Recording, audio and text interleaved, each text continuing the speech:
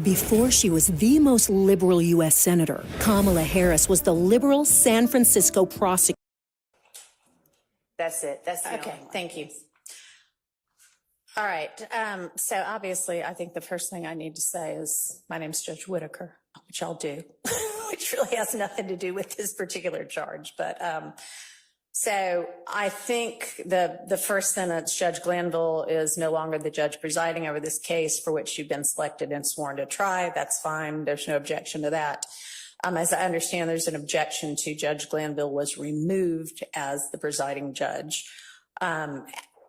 I would propose as a compromise, maybe just I will be the presiding judge in this case moving forward. Then you're not to concern yourself with the change, which is already there. And I would just preface the next proposed sentence that is in a trial, none of the decisions of the court, nothing the judge says is evidence. I mean, that's true, and that's a legitimate charge. I'll give that. I would just say, let me remind you, as I assume presiding duties in this case, that in a trial, none of the decisions the court makes, et cetera, et cetera. And then with regard to disregard any comments made by Judge Glanville that were disparaging of the defense lawyers, I would propose, because I am not supposed to be commenting on the evidence either, you are to disregard any comments made by Judge Glanville that may have been disparaging of any of the lawyers in this case. Your Honor, would the court consider not instructing the jury as to anything? If you want to think of some different language, I'll consider it, but that's what I'm thinking right now. I mean, he did make comments disparaging of lawyers. That's not evidence. It's nothing. There's nothing wrong with me saying disregard that. So that's where I am right now. If you want to propose something else, then propose it. Orally or in writing? Does the court mind orally? Sure. Go ahead. You are to disregard any commentary, any comments that you deem commentary on counsel for either side. So instead of disparaging? Yes, that's assuming that there were disparaging. Well, that's why I'm saying that may have been. So that may have been commentary? Well, I mean, right. He shouldn't, it's irrelevant whether he said, you are doing a fantastic job today either. So, all right, maybe craft it a little bit more. And I understand what you're saying. So if you want to come up with a word that kind of encapsulates disparaging or complimentary, let me know. Anything from the defense, or y'all just want to wait and see what she comes up with and then talk about that? I don't have an objection to the part that you said about what you said.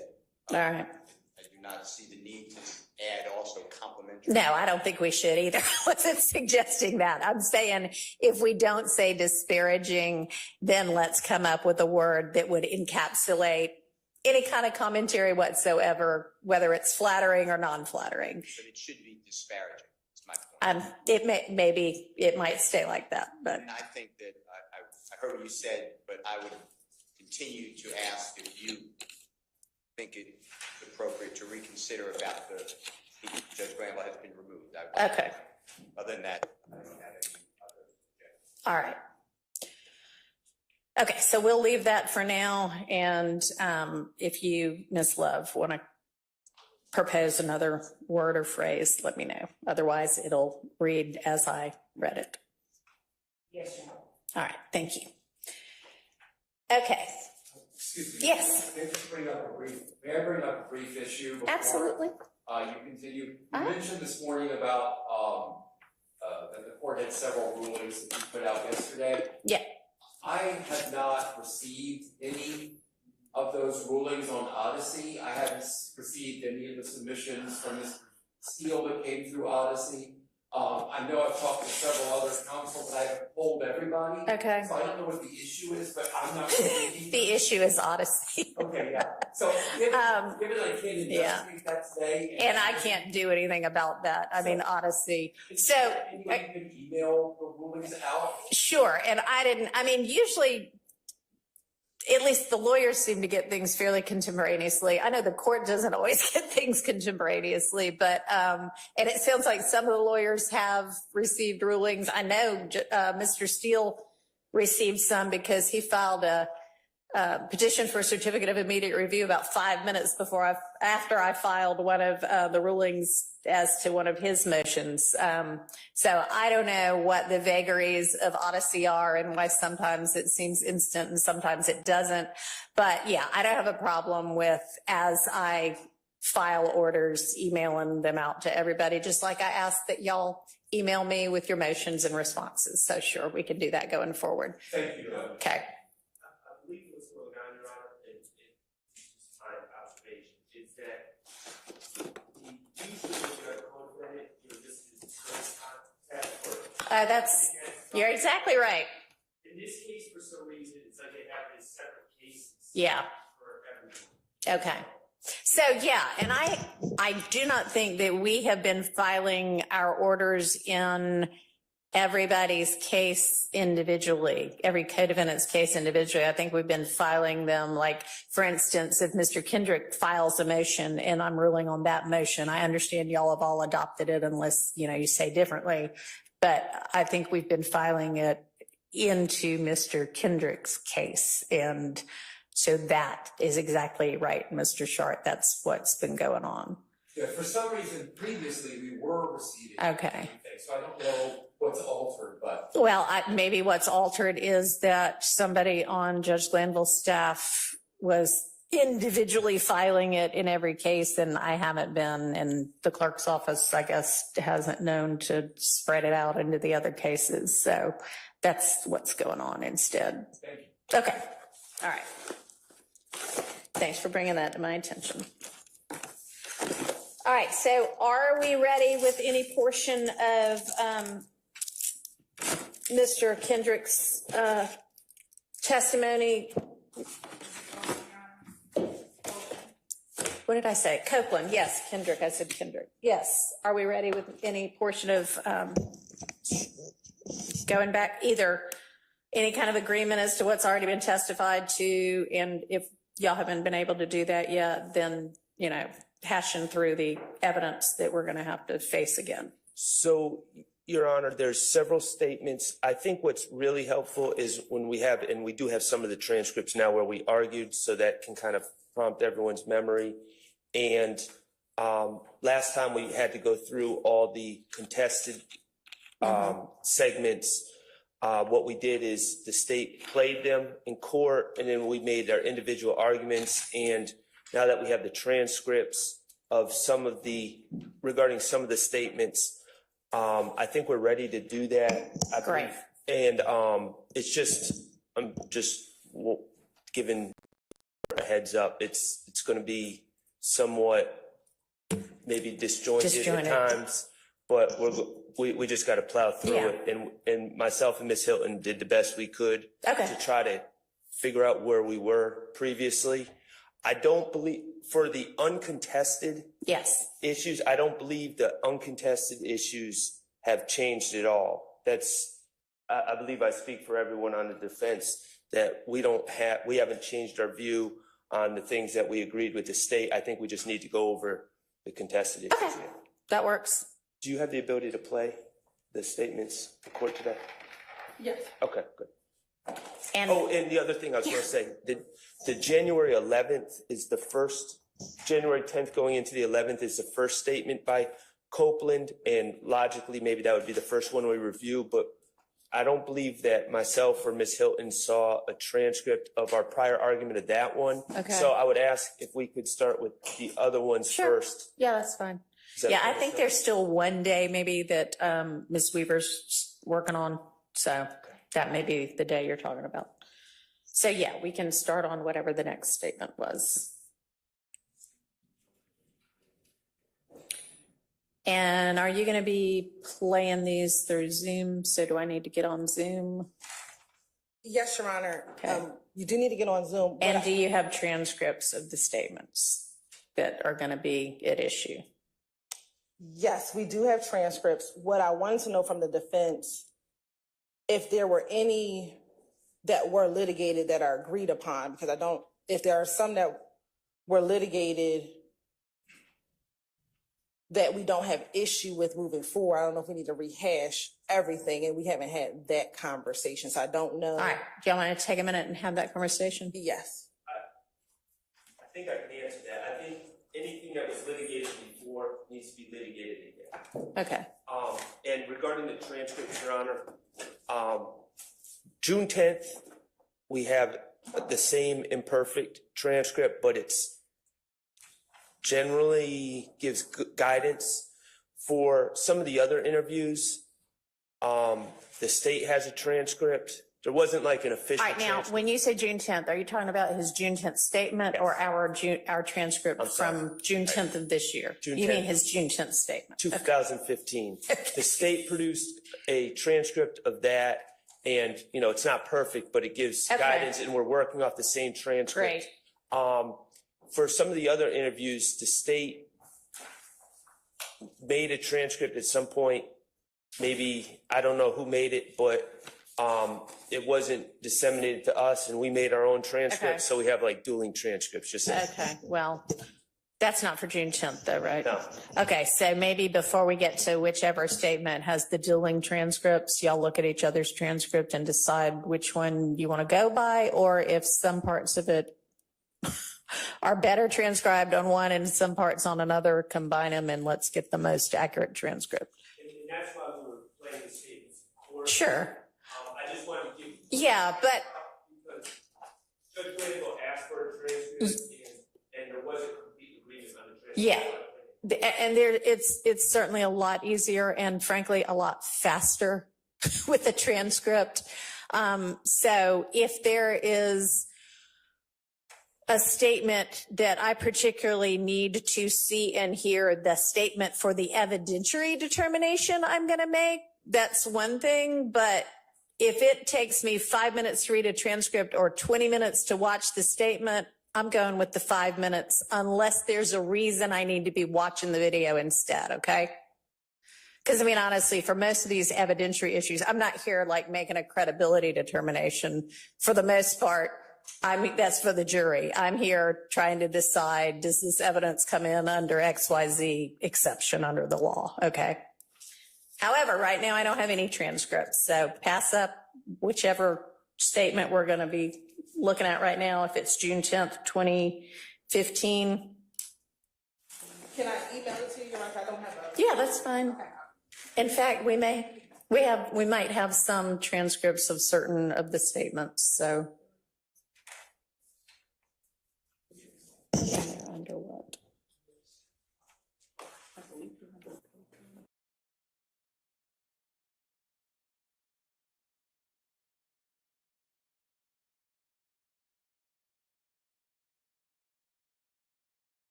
Ms. Weaver provided our chambers with several of the transcripts of the statements that y'all had given to them, I guess. So I've got the transcript of that June 10th. And I actually have videos of some of his interviews too. I think maybe all of them, but some of them play under evidence viewer that y'all gave to me and some of them don't.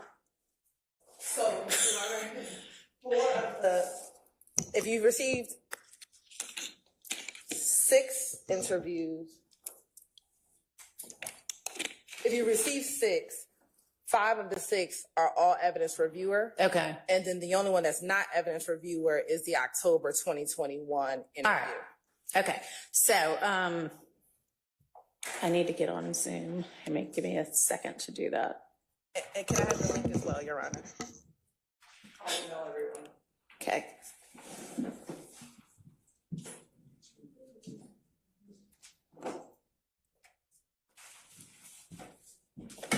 Your Honor, may I, excuse for a brief moment? Sure.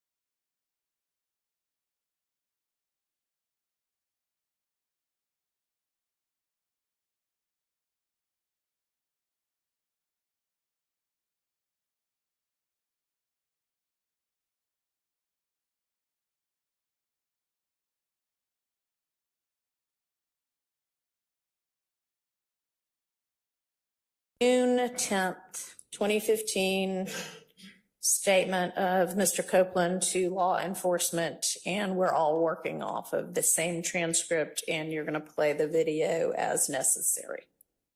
Yes, ma'am. All right. Ready when you are. With regard to whatever portions of this are contested, tell me where they are, I guess, timestamp in the video, as well as what portion of the transcript, and then tell me what the dispute is, okay? Yeah, you can just come up here.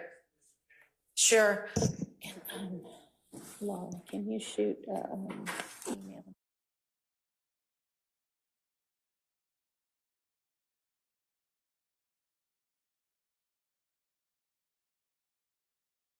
Down in there sometimes.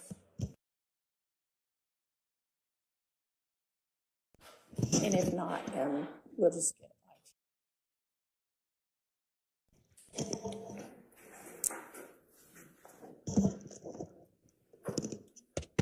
And we get let in to the, admittance.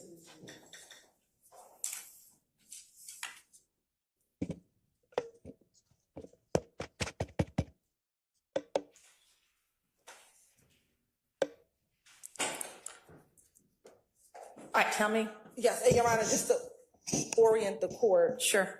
So the state had proposed several redactions of portions of the interview that we did not want played. And the defense, for certain portions, wanted that portion to be played through the state. Okay. It's the state's position that if we don't play it, and they choose to play it, they can, unless we believe it's inadmissible. Okay, so with regard to any of those portions that you just think they don't need to hear this, but the defense wants to play, I guess, have y'all talked about whether the defense intends to play it so that you can tell me whether you think it's inadmissible? Yes, and Okay. so I just wanted to orient right. the jury that that's All right. where we are. So with respect to the June 10th interview, the first section, I'll just go in chronological order, that there was an objection. The defense wanted to redact timestamp 1019 to 1011. And I guess I'll let defense counsel explain why they wanted 1019 to 1011. 1019:11 to 1019:41, which is page 61, line 22 of, beginning at page 61, line 22, through page 62, line 14.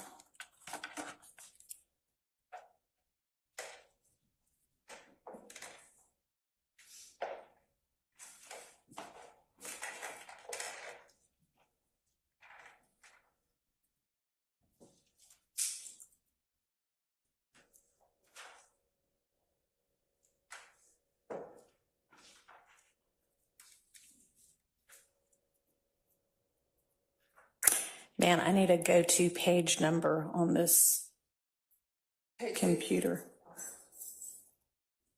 So I don't have to just scroll and hope I get it right.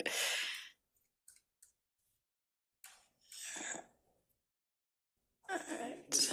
Yes, sir. Could you repeat what you said about this segment?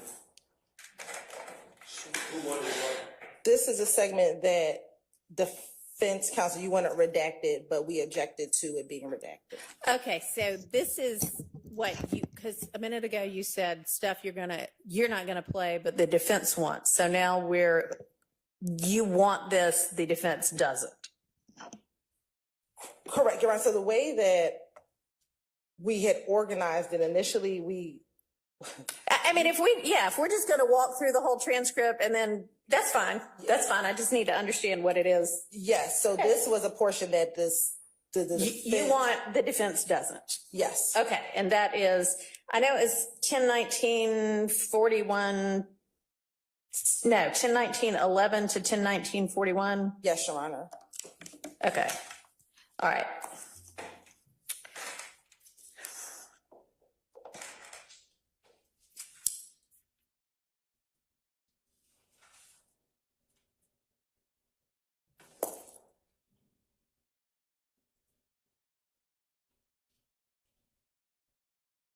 And right now, we're starting at 10:18:52 with evidence reviewer, it's sometimes a challenge to get it right at the right timestamp, so you just bear. All right, let me ask. So I had just said, I don't know that we need to actually listen to the video of everything. And I mean, I can read the words on the screen, so on the transcript. So unless we also, for some reason, I need to be hearing it out of his mouth. And if I do, and there may be times I do, then we'll listen on the video. But if I don't, I can read it. Okay. So the state's position is we wouldn't hear from the defense, but I think it's inadmissible. So that's what we were waiting for. Okay. Okay, so just a little context, if we're just looking at the statement as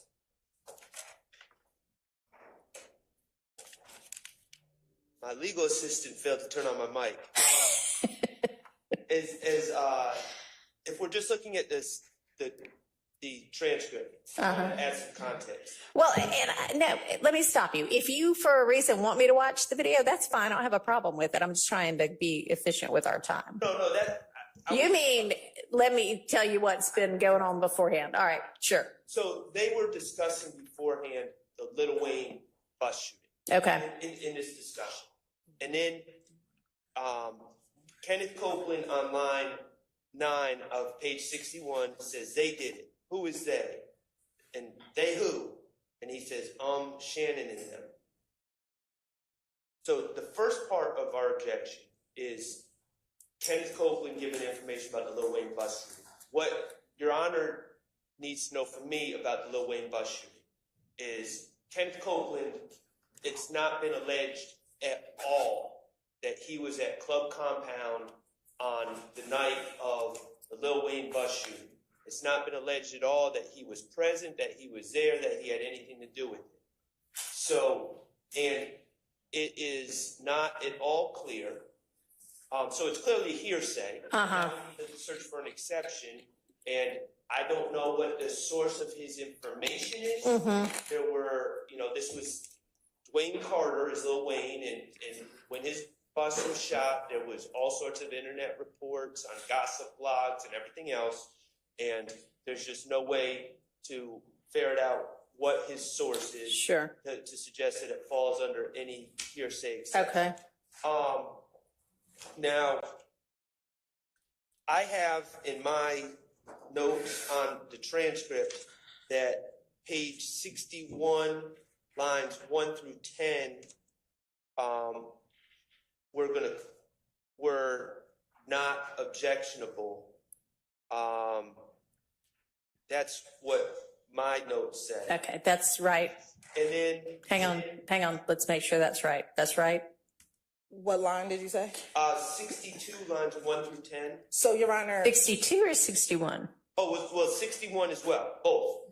It starts on line 11 or somewhere about there. So you want to ensure that y'all are in agreement that 61 lines 1 through 10 are in unobjectionable? And Your Honor, that will. We need 2 rulings before we can answer that. Okay. So, initially, that was the case. However, Your Honor, based upon, we filed the notice of intrinsic acts that we would need to hear if this intrinsic act regarding the Lil Wayne bus shooting, specifically as it relates to Shannon Stillwell, if that is able to come in, then we would want to play the portions page 61, starting at line 1. Also, Your Honor, depending on the court's ruling on co-conspirator statements, we would.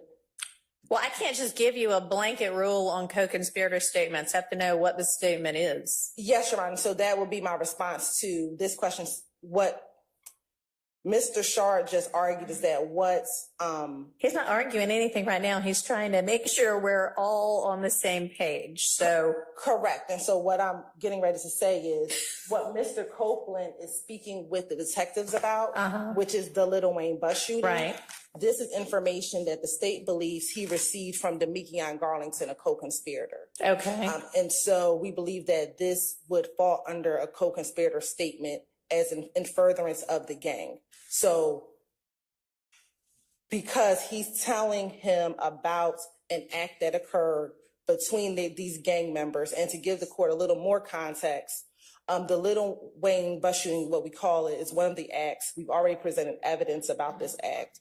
It occurred in April of 2015 in the midst of what we believe to be an all-out gang war with YSL. Essentially, the state's allegations are that Mr. Williams was in conflict with Dwayne Carter, also known as Lil Wayne. On an evening in Atlanta, several members of YSL went to a venue in which Mr. Carter was performing, and they created some type of ruckus outside of the venue. Later on that evening, a number of YSL members followed Mr. Carter's tour bus to essentially to their hotel or en route to their hotel and shot at their tour bus.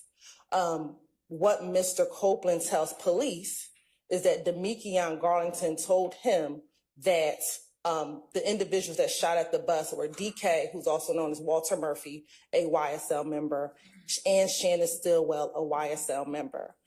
Jimmy Winfrey, another YSL member, actually ended up pleading to the case.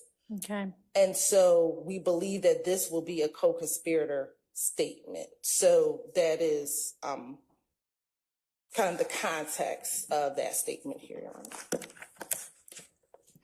All right. So what Mr. Shart was trying to sort out is, do you have, sounds like you had previously, and by you now I mean the state, had no objection to lines 1 through 10 of page 61 coming in. Is that still your position?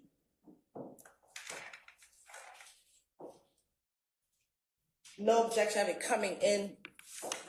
Yes, we have no objection of it being played. Okay. Right, that was never an issue. Okay, and it's still not. All right. So, and I don't think we need a ruling on the intrinsic, I mean, this doesn't really further my interest, but just to be honest with the court, I don't think this is an issue of whether it's an intrinsic act, because it's pled in the indictment as an overt act. Yeah. Part 1, so Okay. I don't think that's the issue. The issue is the state is just saying, well, we think he got this information from Demekion Garlington. There's 2 issues. A, we think he got this information from Demekion Garlington. I don't know where they're getting that from. That's 1, other than speculation. 2, then it also, if they were to be able to show that he was the source and that he's a conspirator, then we would also have to, it sounds a lot like spilling the beans. So there's 2 aspects to that where the state, the burden is on the state, and I just don't see them meeting it. So, DK, I'm sorry, y'all. It's going to take me a minute to get all the names. DK is who in real life? Walter.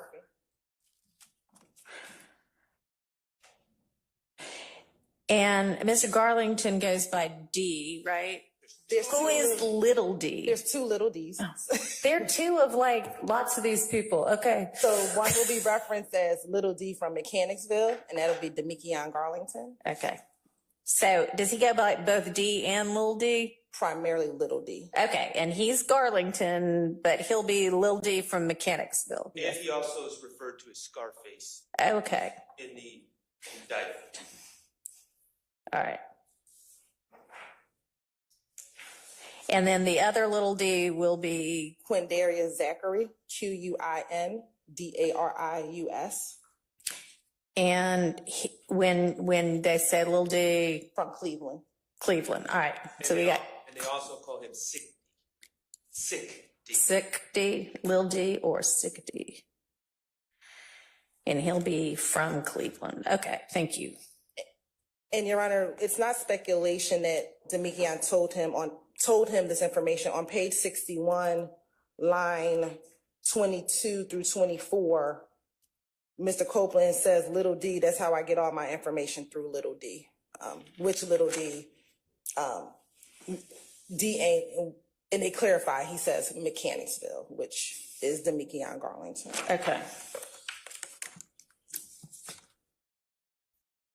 Housing prices in Nevada keep going up, but Senator Jackie Rosen is fighting back. She introduced a bill to prevent corporate price gouging and drastic rent increases, so we aren't left behind. Tell Jackie Rosen, keep fighting to lower our housing costs. The mystery sale is going on now. You could win up to an extra 50% off. JCPenney, make it count. Earlier, sorry, about 10:18:52. Okay, But we're going to be listening around 10:19:12. all right.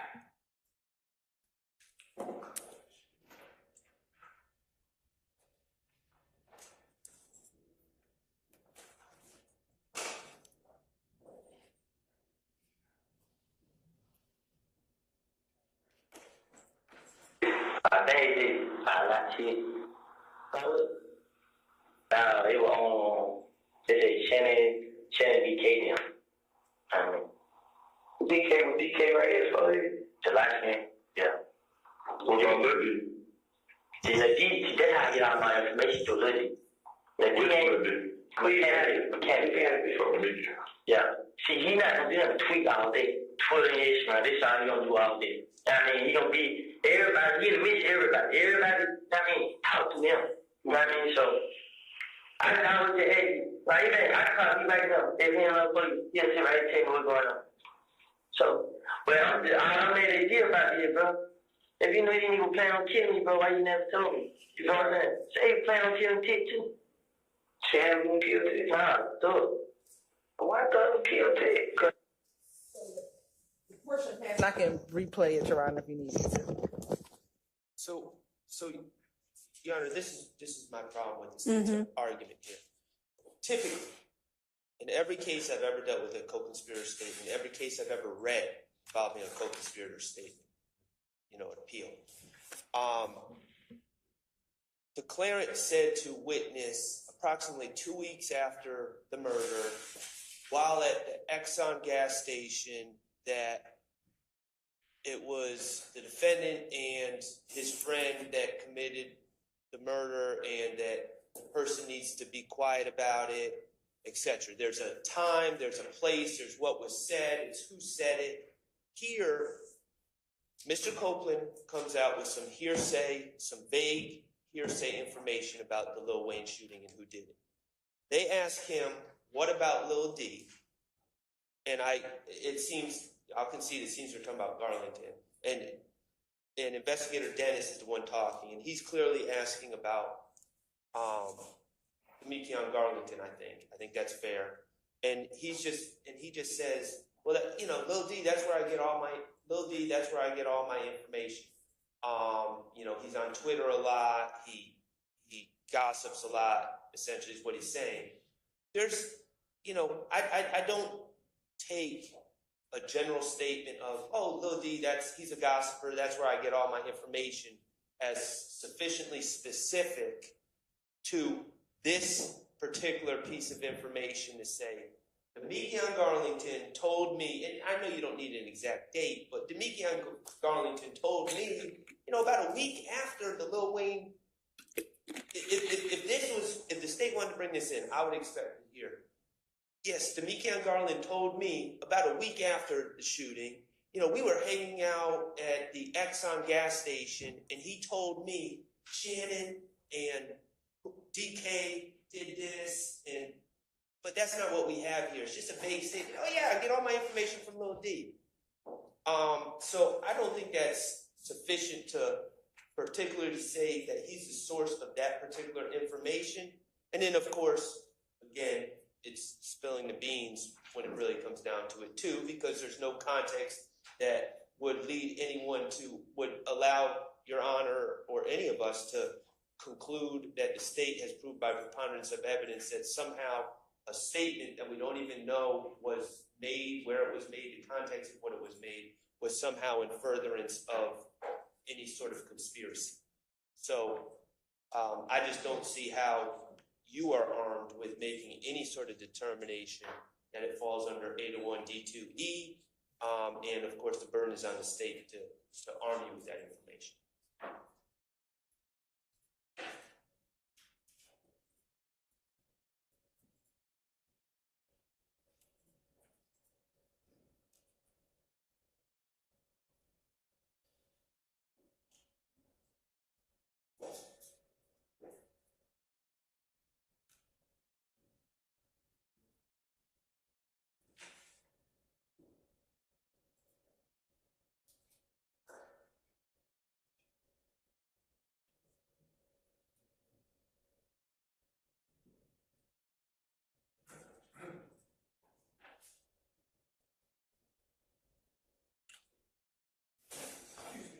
Yes. While you're reviewing this, with all due respect, I want to renew my motion for mistrial based upon the entirety of the record up to this point.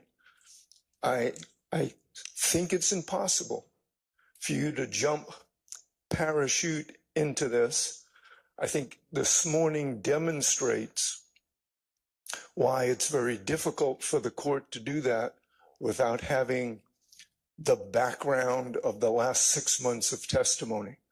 We're now replowing people issues. All right, we're replowing because everybody agrees that, and I don't mean to interrupt you, but I, want to clarify that. Everybody agrees that everything that Mr. Copeland testified to in front of the jury after the motion to recuse was filed on June 12th has to be redone. So that's why we were replowing this. No. Go ahead. Okay, but yes, I don't know everybody's nickname yet. That's true. But this is not in front of the jury, and evidentially, I'll either make the right ruling or I'll make the legally incorrect ruling, and that's something for potential appeal. That's true in every case, and I don't ever know the facts of a case before I start to take, it to trial. I find out in the course of the trial, or I find out as the motion is being presented. So, yes, it would certainly be easier if I had heard 6 months of testimony that came before this, but I don't think it is a basis for mistrial. I disagree entirely. You would know the basis and the people's names in the testimony had you been the trial judge up to this point. And I get your point. Before trial, you don't necessarily know the evidence. We are way deep into trial now. You would have heard this evidence. You would understand the context, and we wouldn't have to replow the contextual basis. So I'm just renewing my motion. All right, I appreciate it. You're not wrong about factually speaking, it is more difficult, but legally speaking, it is overruled.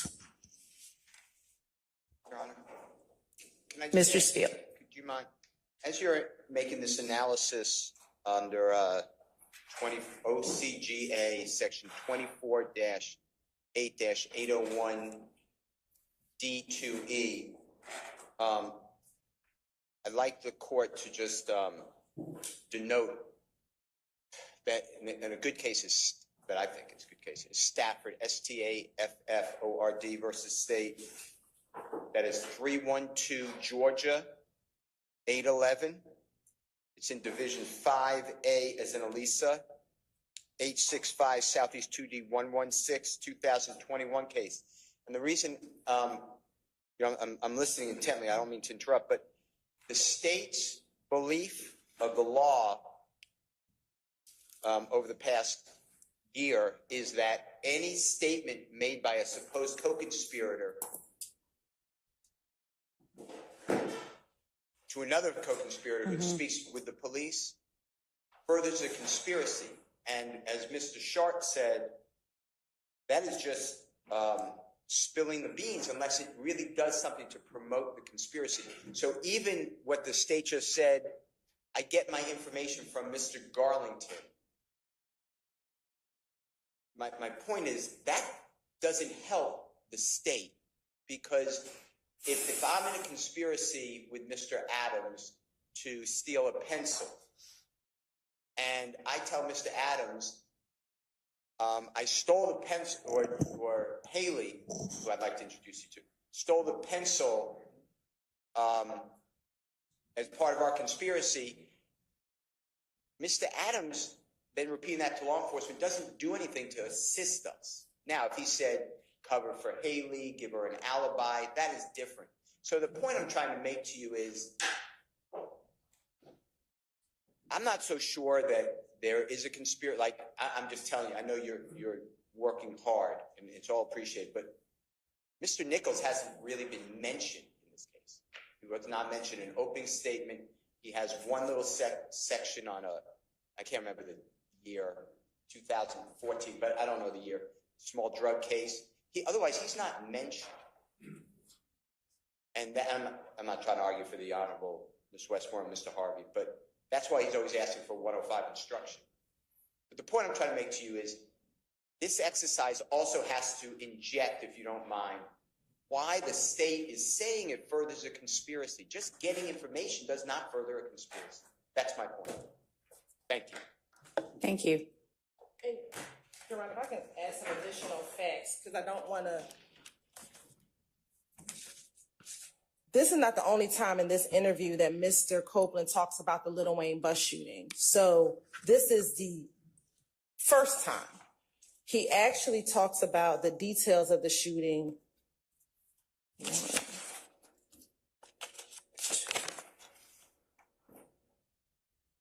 At least 2 more times throughout the course of this interview. So this interview is 9 hours long. Mm-hmm. And so in the course of that interview, he gives more and more details about the shooting. All right, maybe point me to the parts of that. So I don't know if you were able to pull up Stafford or if you have it, if you've looked at it previously, but what it says is the same thing that Mr. Sharp's been arguing for a while about co-conspirator statements, and that is essentially that even where there is a conspiracy that has been established by a preponderance, no, I lost my place. Hang on. Where is it?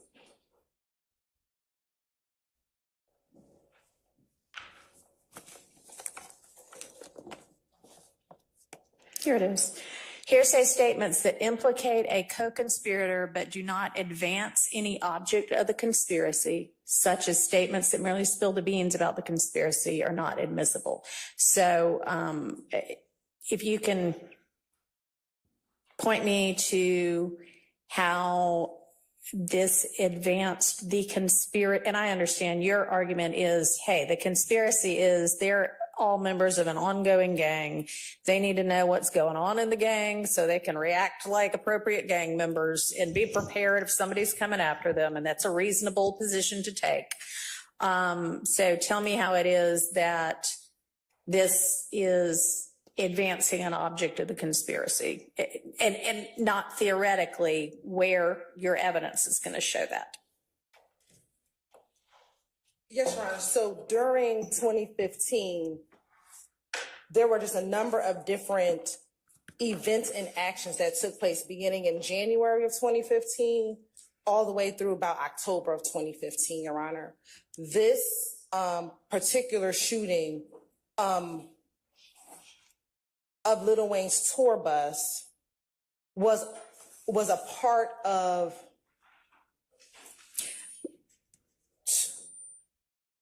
two events. So Lil Wayne, I'm trying to simplify how Mr. Carter is a part of this. So starting in 2014, Your Honor, Mr. Williams had began a musical relationship with a person by the name of Brian Williams, also known as Birdman. Lil Wayne was one of Birdman's artists at the time, back in 2014 and prior to that. Evidence has come in that members of YSL, specifically, have made threats against individuals who we believe supported Lil Wayne during this ongoing dispute that they were having. Is Birdman alleged to be in a rival gang, or he's just a rival record producer in the industry? He wasn't a rival to Mr. Williams, so he was friendly with Mr. Williams.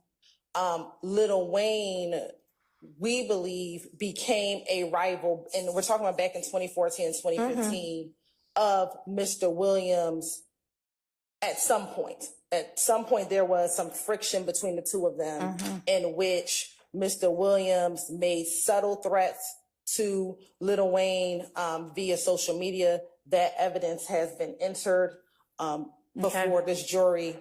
And we believe that the gang, when Mr. Carter came to Atlanta, there again, like I said earlier, members of YSL like just converged on the compound. They left their different, I think they were at a music studio. They all came there in an effort to intimidate or threaten Mr. Carter. Okay. So informing another gang member of those activities is keeping him abreast of those activities. I believe that Mr. Copeland, we're going to confirm, was incarcerated at the time of the Lil Wayne bus shooting. And I want to make sure I confirm that for the record. So we believe that he was being kept abreast of what was happening while he was incarcerated. And then once he was released, he was provided this information in order to, whatever the next steps were, whether it would be to further intimidate Mr. Carter, but he was made aware of everything that occurred while he was in custody. So do you have any evidence that then when he got out of custody, he also began to participate in this threatening of Lil Wayne and his peeps?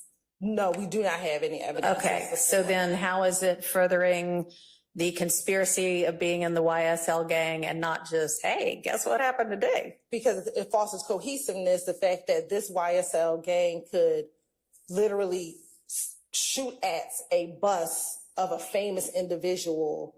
It made the news, it promoted the notoriety of YSL. Yeah, the shooting might have, but how is telling Mr. Copeland doing anything to further it? Because he then can claim notoriety as being a member of YSL. That helps him? How does that help the gang?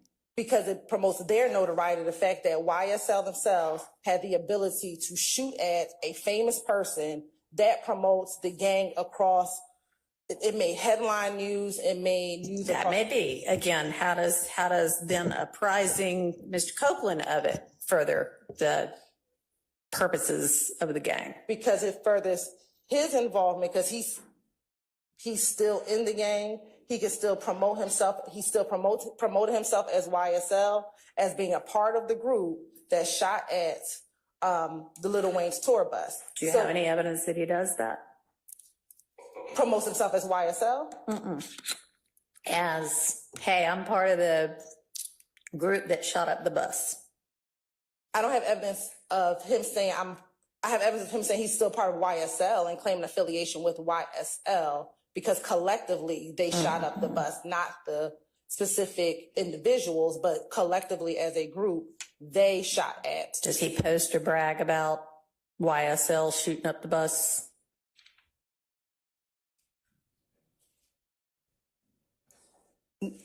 No, we do not have any evidence of him posting on social media YSL shooting up the bus. Okay.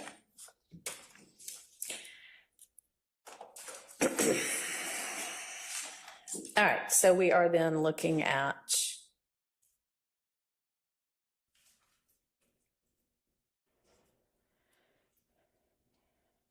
'61, line 22 through 62, line 14, where he says, I get all my information from Lil D. Because everybody's talking about it. He knows what's going on. And I don't think y'all have sufficiently satisfied the co-conspirator exception there. I'll keep that part out. Let's move on to the next one. So, Your Honor, then there's, and this is where I'm not sure what the state's 62, the beginning of, I'm sorry, the beginning of 62, they just talk about Lil D from Mechanicsville just being a gossip. Yeah, that's what I just excluded. Well, you excluded, in my understanding, you excluded the part where he talks about the Lil Wayne bus shooting. And then after that information he gave, there's a section, and I don't have a strong No, opinion. y'all all said nobody cared if that came in 1 through 10. Nobody cared. Yeah, 62, 1 through 10. I agree. I don't have a strong opinion. I was just trying to understand if the state had an opinion about that, if all of that was coming out or all of it was coming in. The 1 through 10 on page 62. I don't have an opinion. No objection to it? Yeah, no. 62, 1 through 10, the state is okay with coming in. Okay. Okay. I was just trying to clarify. So All right. But then starting at 11 on page 62, there's another aspect of this where it's not the same issue. It's something about Kenneth Copeland talking about potentially Jeffrey was going to have Tick, and Tick is a gentleman named Trontavious Stevens, who is also known as Slug, who is he entered a plea in this case.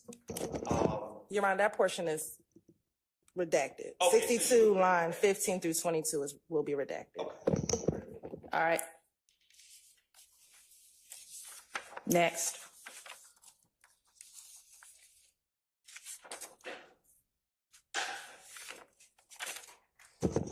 I believe the defense wanted next page 62, line 23 through page 70, line 16 out.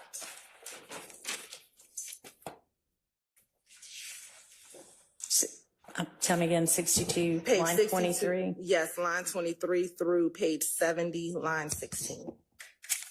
16, okay.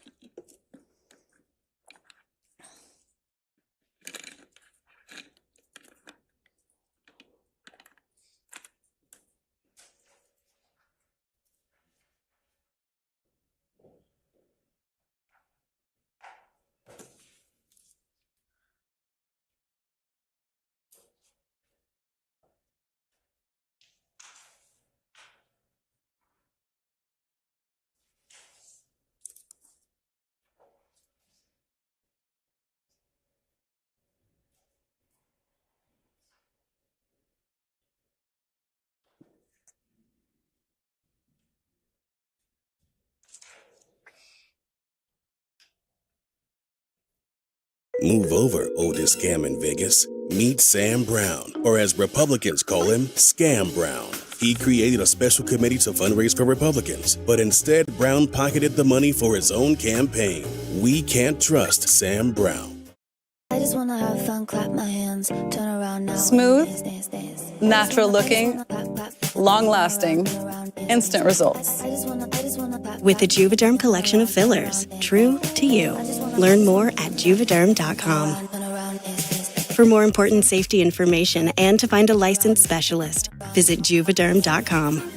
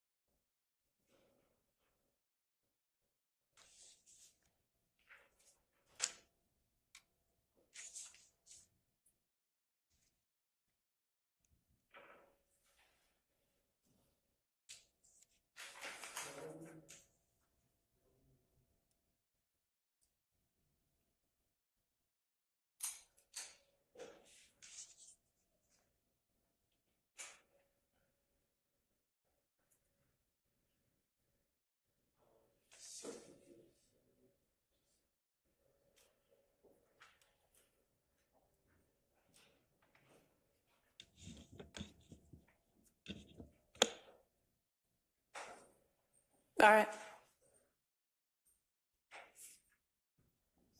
Your Honor, my recollection of this, and I'm not saying that the state's misrepresenting anything, but I don't recall having a blanket objection. Now, there's certain parts in this transcript as a whole, and they're coming up not to 72, but a little bit after 72 that go back to Lil Wayne's bus shooting. And our stance is all that is covered under your last ruling. I mean, all of it's the same general situation. But regarding these pages, 61 to 72, what I have is I objected to 70, page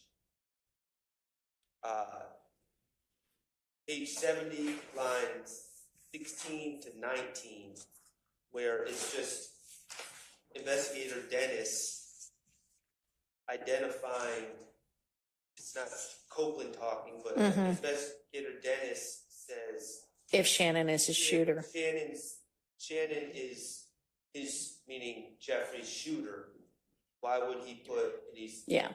I think that's inappropriate to have the investigator, just put that out there. And then after that,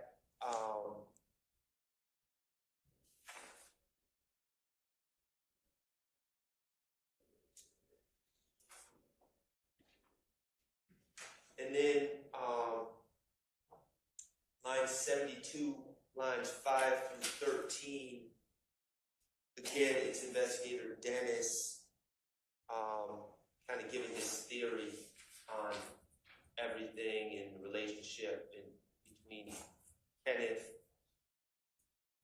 Jeffrey, and Shannon. And it's not needed to add context to anything. It's just kind of him giving his theory. All right. So, does anybody have an objection to pages 62, line 23 through, I thought you said 70, line 16? Yes. That's what I Anybody have an objection to that? Okay, I'm sorry. No. Nobody has an objection. Speak now or forever hold your peace. All right, there's no objection to that. And as it relates to what Mr. Shar just mentioned, page 70, line 17 through 19, we have no objection to that. Redacting that? No. Okay, so 17 through 19 will be redacted. Page 70, lines 17 through 19. And also, I believe what he just said, page 72. Lines 5 through 13. No objection to that as well. All right. Oh, 72.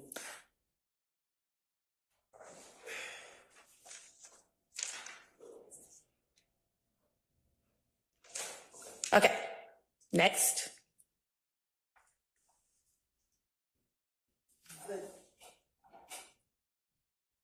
The next portion that I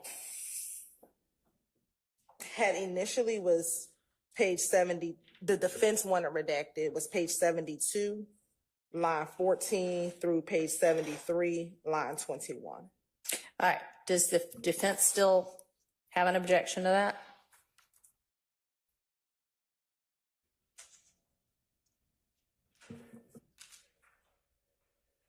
The 73 line. No, 72, 14 through 21.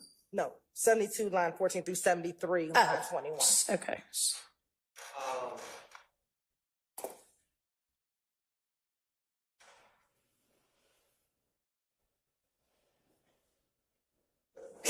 God bless you. No,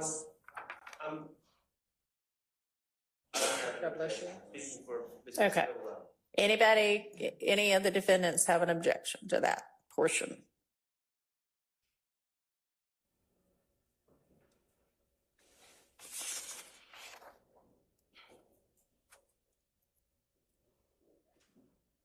Sounds like a no. Okay. Then you're on the next portion, I believe would follow under your previous ruling, which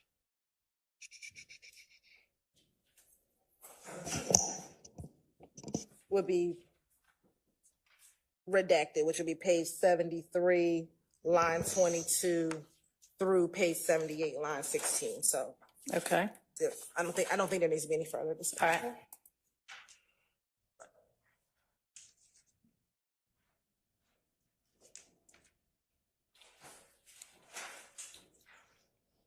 Look at us making progress.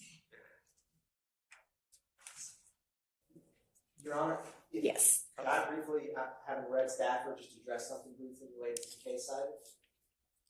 Your Honor, in regards to Stafford, it's quite distinguishable by the mere fact that it appears from reading this that this was a co-defendant's statement to the police and that co-defendant did not testify. So what they were arguing was a co-conspirator in furtherance of the conspiracy was what this individual told the police.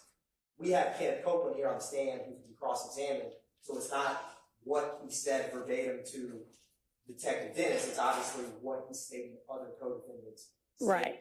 And so I just think Stafford is quite distinguishable from the facts at hand, because there could be a situation where a co-conspirator is trying to throw off the police, tells them a lot of lies, which furthers the conspiracy, but that's not the situation we have with Mr. Copeland, who's live and cross-examined. Okay. I appreciate that. And when I made that reference to Stafford, I wasn't actually dealing with the facts of Stafford are influencing me to make this ruling. I was actually reading a quote from an entirely other case that's cited in Stafford just for the legal proposition. So, but thank you. All right. Your Honor, that wouldn't, respectfully, that wouldn't be correct anyway. That would be a confrontation clause violation. What the Right. attorney is talking about. But that wasn't what I was using it for anyway. So, yeah. Thank you. All right. So what's our next portion of this statement? The next portion that we have, Your Honor, that the defense wants out is page 140, line 11 through page 143, line 16. Ms. Hilton? Yes. I have 89, page 89, 3 to 25. Did you guys agree to that? You said page 89. Lines 3 to 25. Yes, and I believe the full redaction that we agreed upon last time, I have it correct.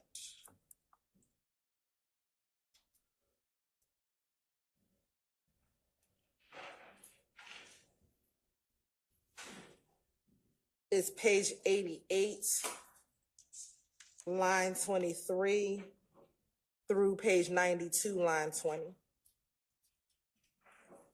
So y'all agreed that that's out? Yes. All right. There's a small portion that we can play, which was page 91, lines 20 through 21. 91. Lines 20 and 21.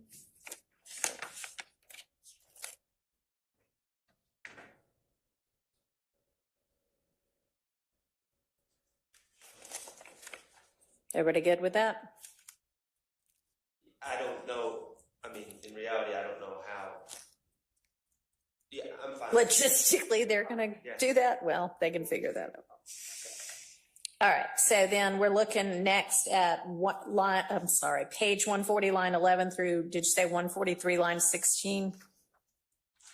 Or did I get that Page wrong? 140, line 11 through page 143, line 16. Yes. And I'm sorry to keep doing this, but just so I'm certain, the other three before 140 is the 112, 24 to 114, 25. We agree on that? Page 112, line 21 through page 114, line 25? Yes. Yes. And y'all agree on that being out? Out. Yes, Okay. Your Honor. And then we also agree upon page 122, line 20 through page 124, line 10. Being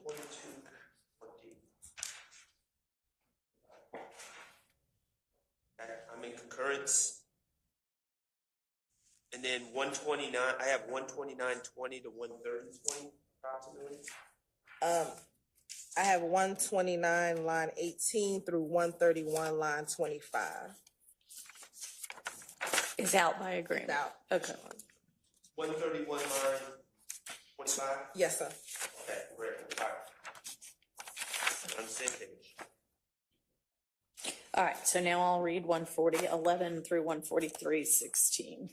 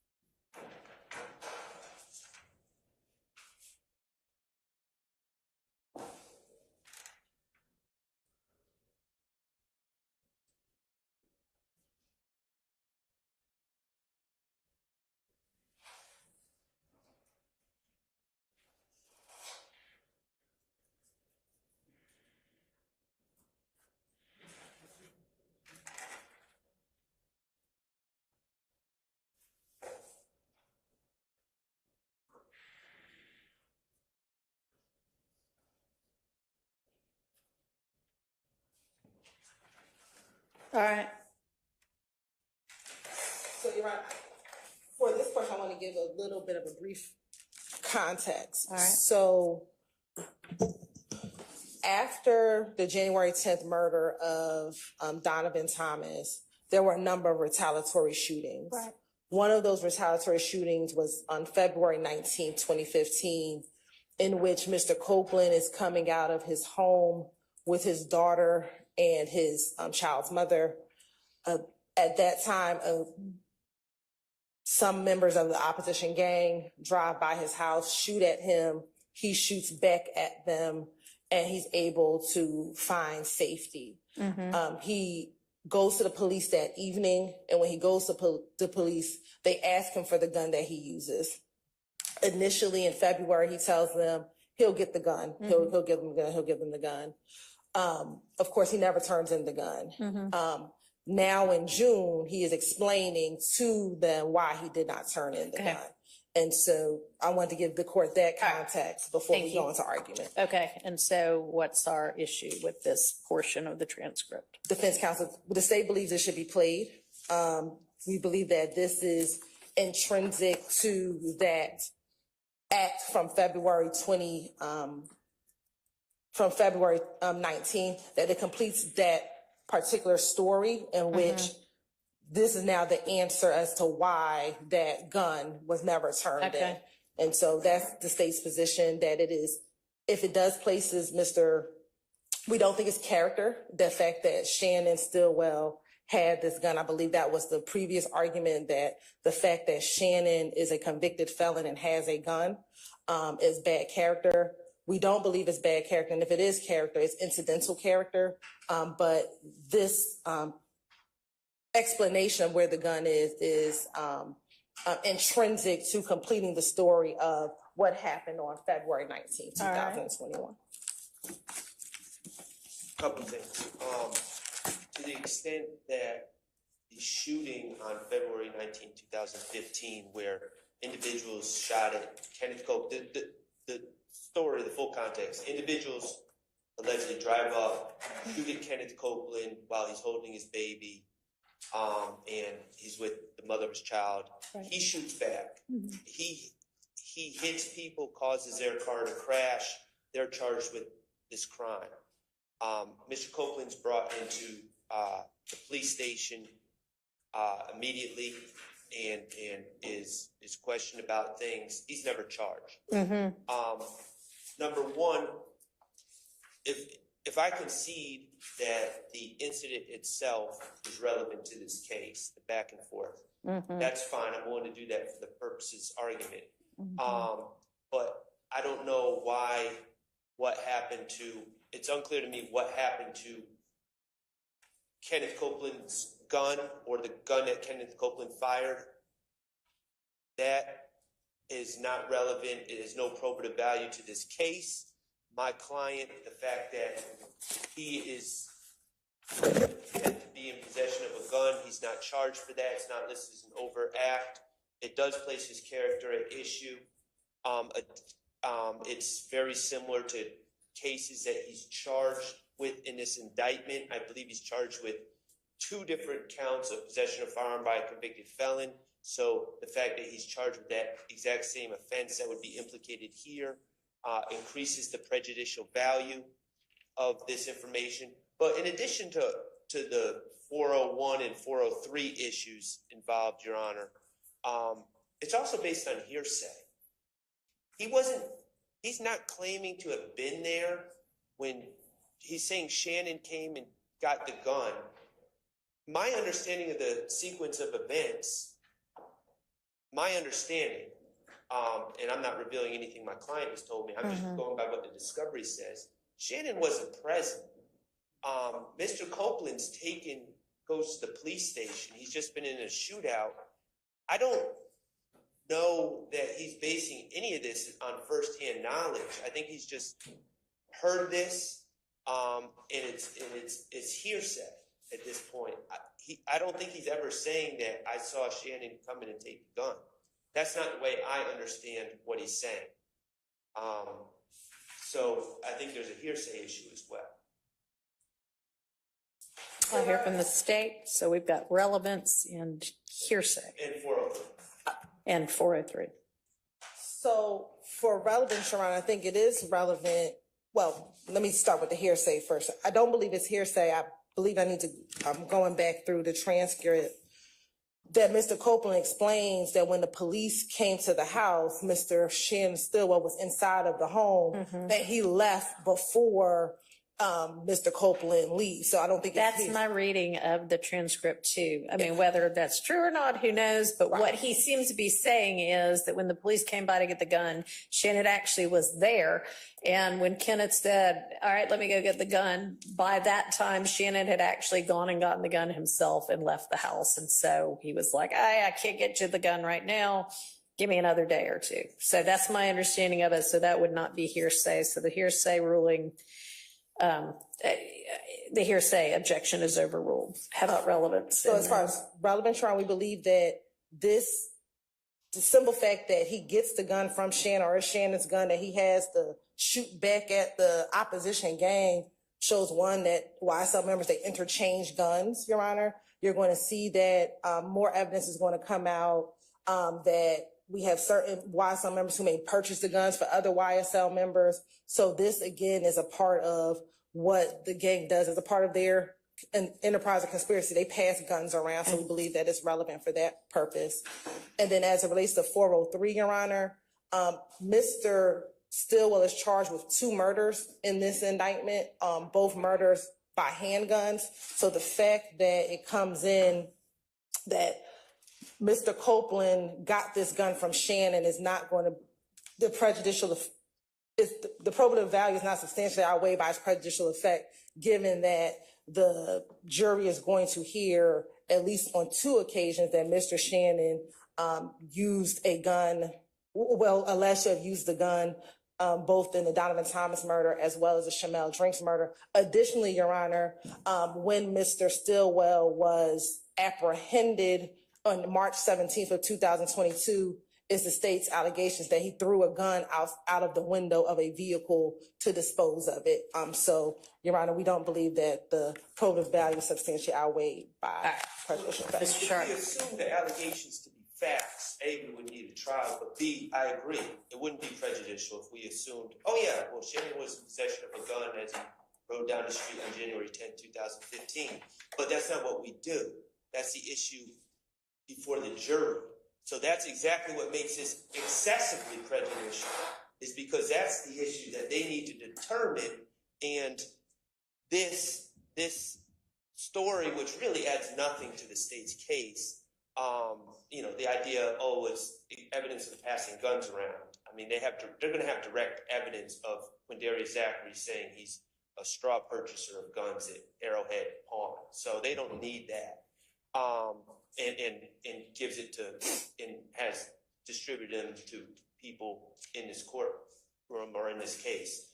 But that's exactly what's so prejudicial about this is they're bringing in propensity evidence that is going to be prejudicial to the issues at hand, which is whether Mr. Stillwell was in possession of a gun and shooting at Donovan Thomas, whether Mr. Stillwell was in possession of a gun and shooting at Shmal Drinks. I submit to you, Your Honor, if Mr. Stillwell was charged with stabbing individuals, this would be less prejudicial. All right, so you're now making a 404B objection also? Well, it's 404B, but it dovetails into 403 as well. It's just the okay, because it really can't be 404B if it's intrinsic. And you just said you agree it's intrinsic. Well, no, I agree that the shooting itself, the shooting involving Kenneth Copeland, it seems they've argued it's intrinsic, and I don't think that my argument one way or another really makes a difference, but there's a separate incident, which is Shannon's possession of the gun. I don't believe that that's intrinsic. Okay. All right, thank you. I find this evidence to be relevant, and it's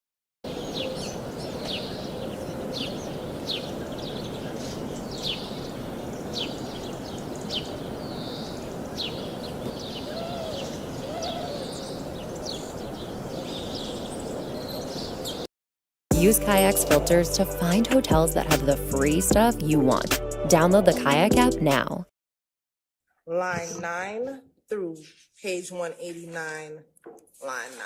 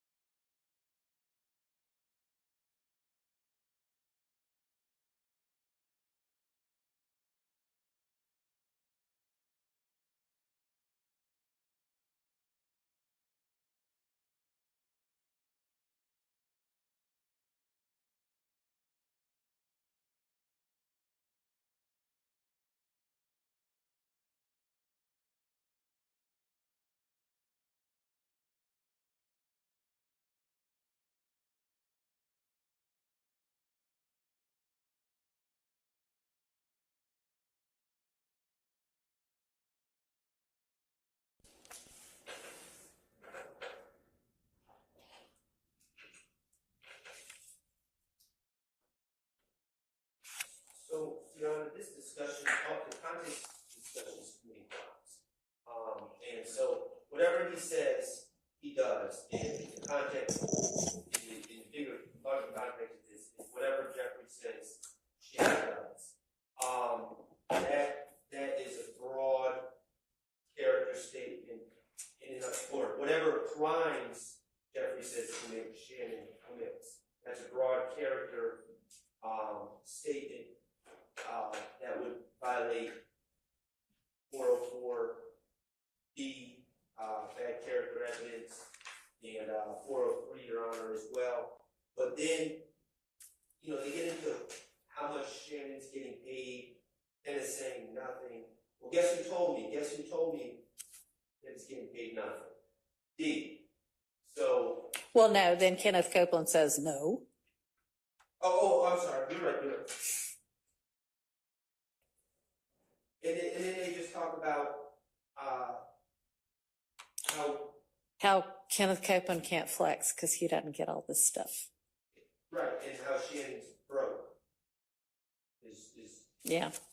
So I just don't see the relevance of this. I think it invites, it's speaking in very broad terms, and it's just broad bad character evidence about Mr. Stillwell. All right, so it looks like Shannon told Copeland this, so it would be a party opponent statement, because he says.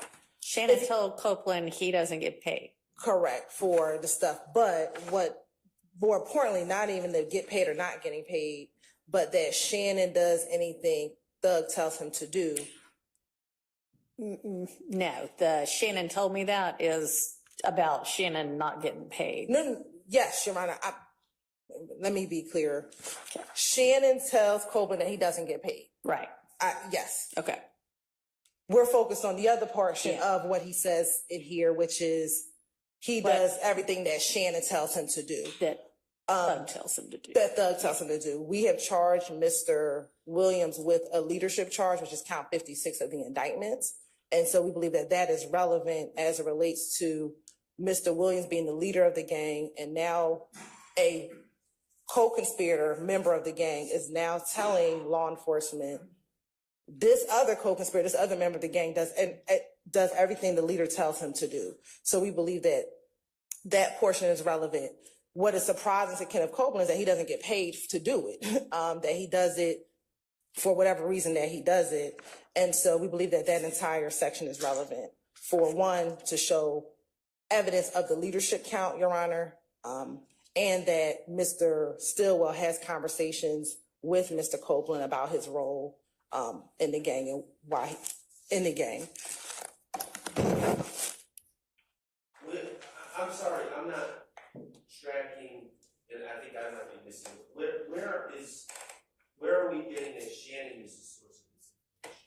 Because if you watch the video, and maybe this is one of the ones where you might have to watch the video, he kind of whispers to him, and on page 189, detective says he said Shannon. Shannon's telling him, but you have to see the video to see it in context. So we can play that portion.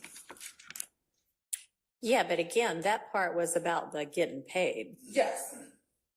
And so what Mr. Shart is asking is, where's your information that Shannon is the source of Mr. Copeland's knowledge that Shannon does whatever Thug tells him?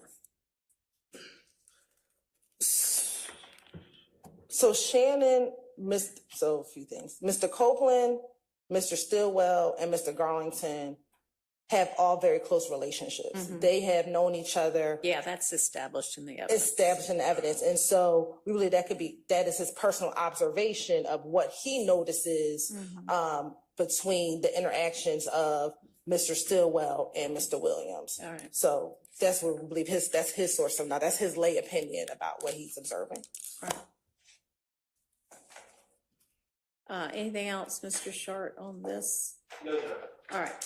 I am going to permit this over the 401 and 403 objections. And I don't believe, it's not improper character evidence. It's Mr. Copeland's firsthand knowledge, and it may be damaging to your client, but sometimes the state's evidence is damaging to the defense. All right, what's our next one?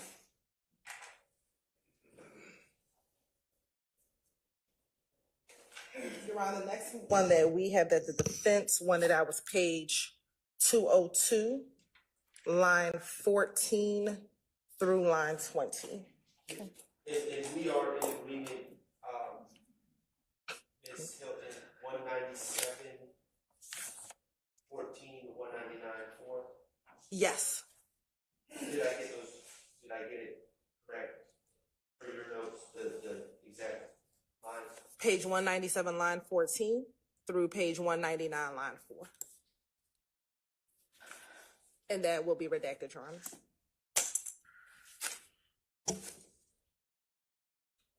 You said 202, 5 to 19? 14 through 20.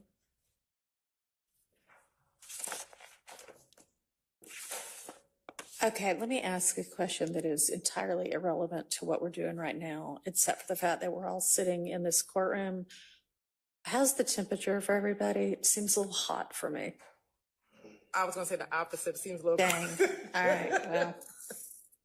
I agree with Ms. Hill. Darn it. Okay. I'm just going to have to get a fan up here.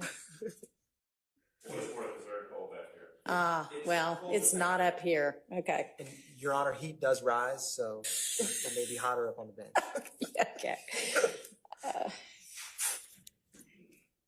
Your Honor, since we called it we have a Yeah, we can have a convenience break. Sure. Let's break for until 10:30. That's down as far as it'll go. It needs to be adjusted.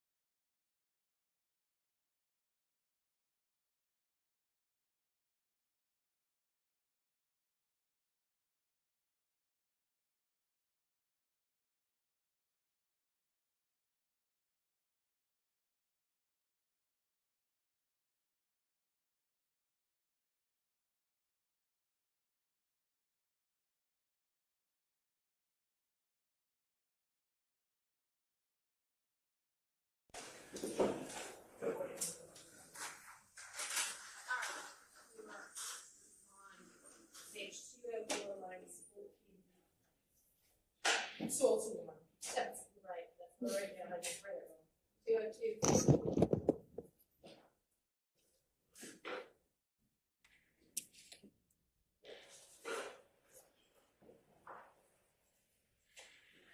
All right, so I'll entertain the argument. I have 519. That is my objection.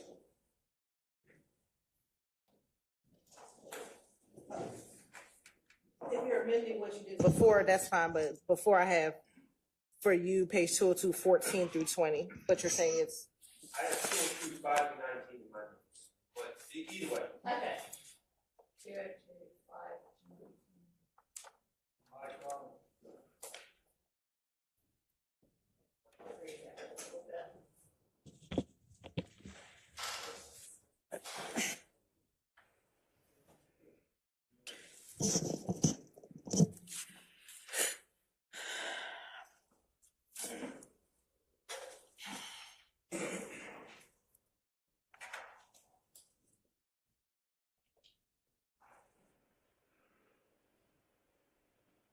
Okay.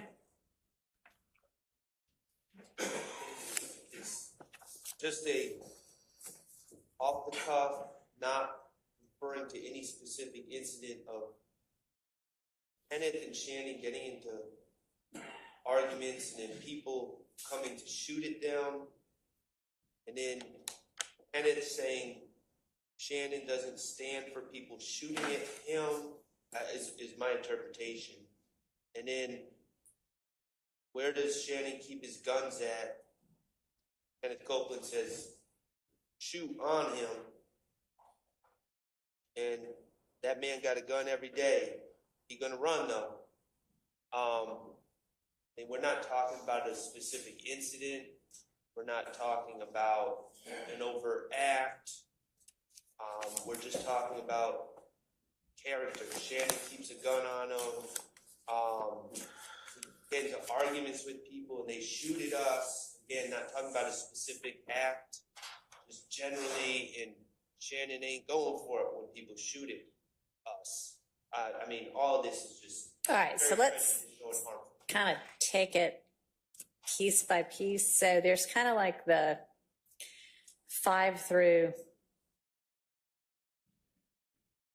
13, and then the kind of 14 through 19. Yes, Your Honor. So first with 5 through 13, Mr. Copeland talks within this interview specifically about another retaliatory shooting that occurred in January of 2015. Again, after Donovan Thomas's murder, there's an incident in which Mr. Copeland, Mr. Garlington, and Mr. Stillwell, I believe they're all in the car together and they're driving on the highway somewhere near University Avenue and I-75, and the opposition gang shoots at their vehicle. Either before this portion or after, Mr.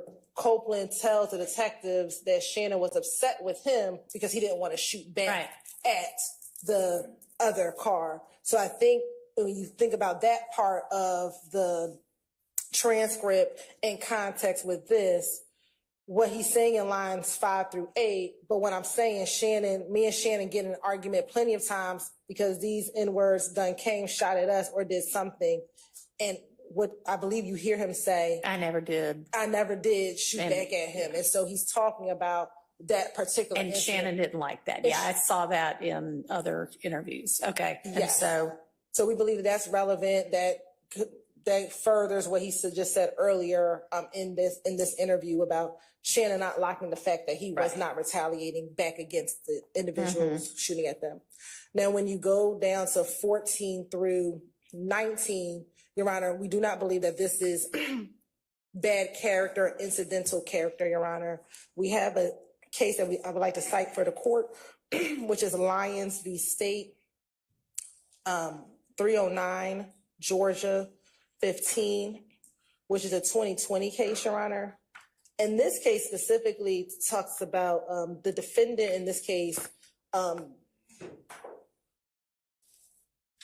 thought that the trial court abused its discretion in admitting a photograph showing the defendant in possession of a gun because it improperly placed his character in issue and was highly prejudicial.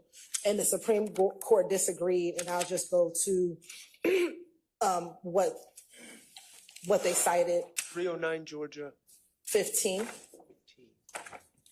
Yeah, I mean, is it basically just for the proposition that owning guns and having guns isn't character evidence? Correct, Your Honor. Right. And what we've also, and it won't, owning or frequently carrying a pistol does not impute to him generally bad character, Your Honor. Okay. And so the fact that his friend knows that he keeps the gun on him would be relevant, especially in this overall conspiracy and gang indictment that we have before the court, Your Honor. Anything else, Mr. Sharp? I'm trying to look at Lyons real quick because I have a suspicion. If you have Lyons a convicted felon? Your Honor, I don't know if Lyons was a convicted felon, and I have not found a case in which the court distinguishes if an individual is a convicted felon, that imputes more bad character than not.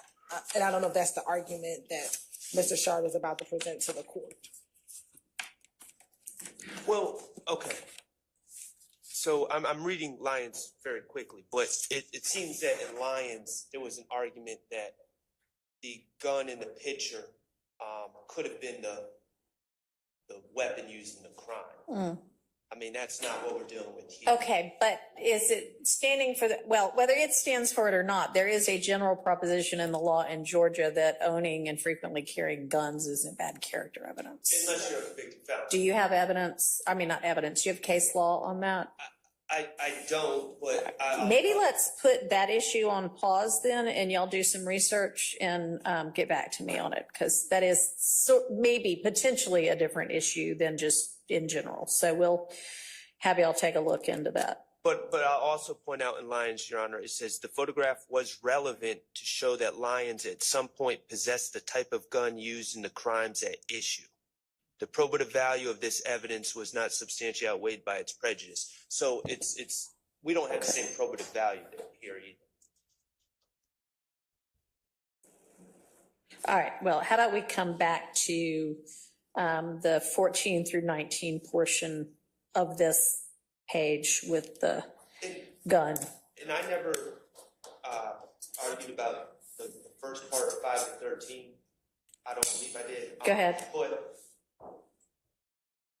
it's, again, we got an intrinsic act of them being shot at that's come out in trial. Mr. Copeland and Mr. Stillwell being shot at. Right. I don't know why. I don't understand the relevance other than propensity to show that Mr. Stillwell's a quote unquote hothead. I don't know what the relevance of him being upset that we didn't fire back or retaliate or do something. I'm not following how that's relevant. Okay.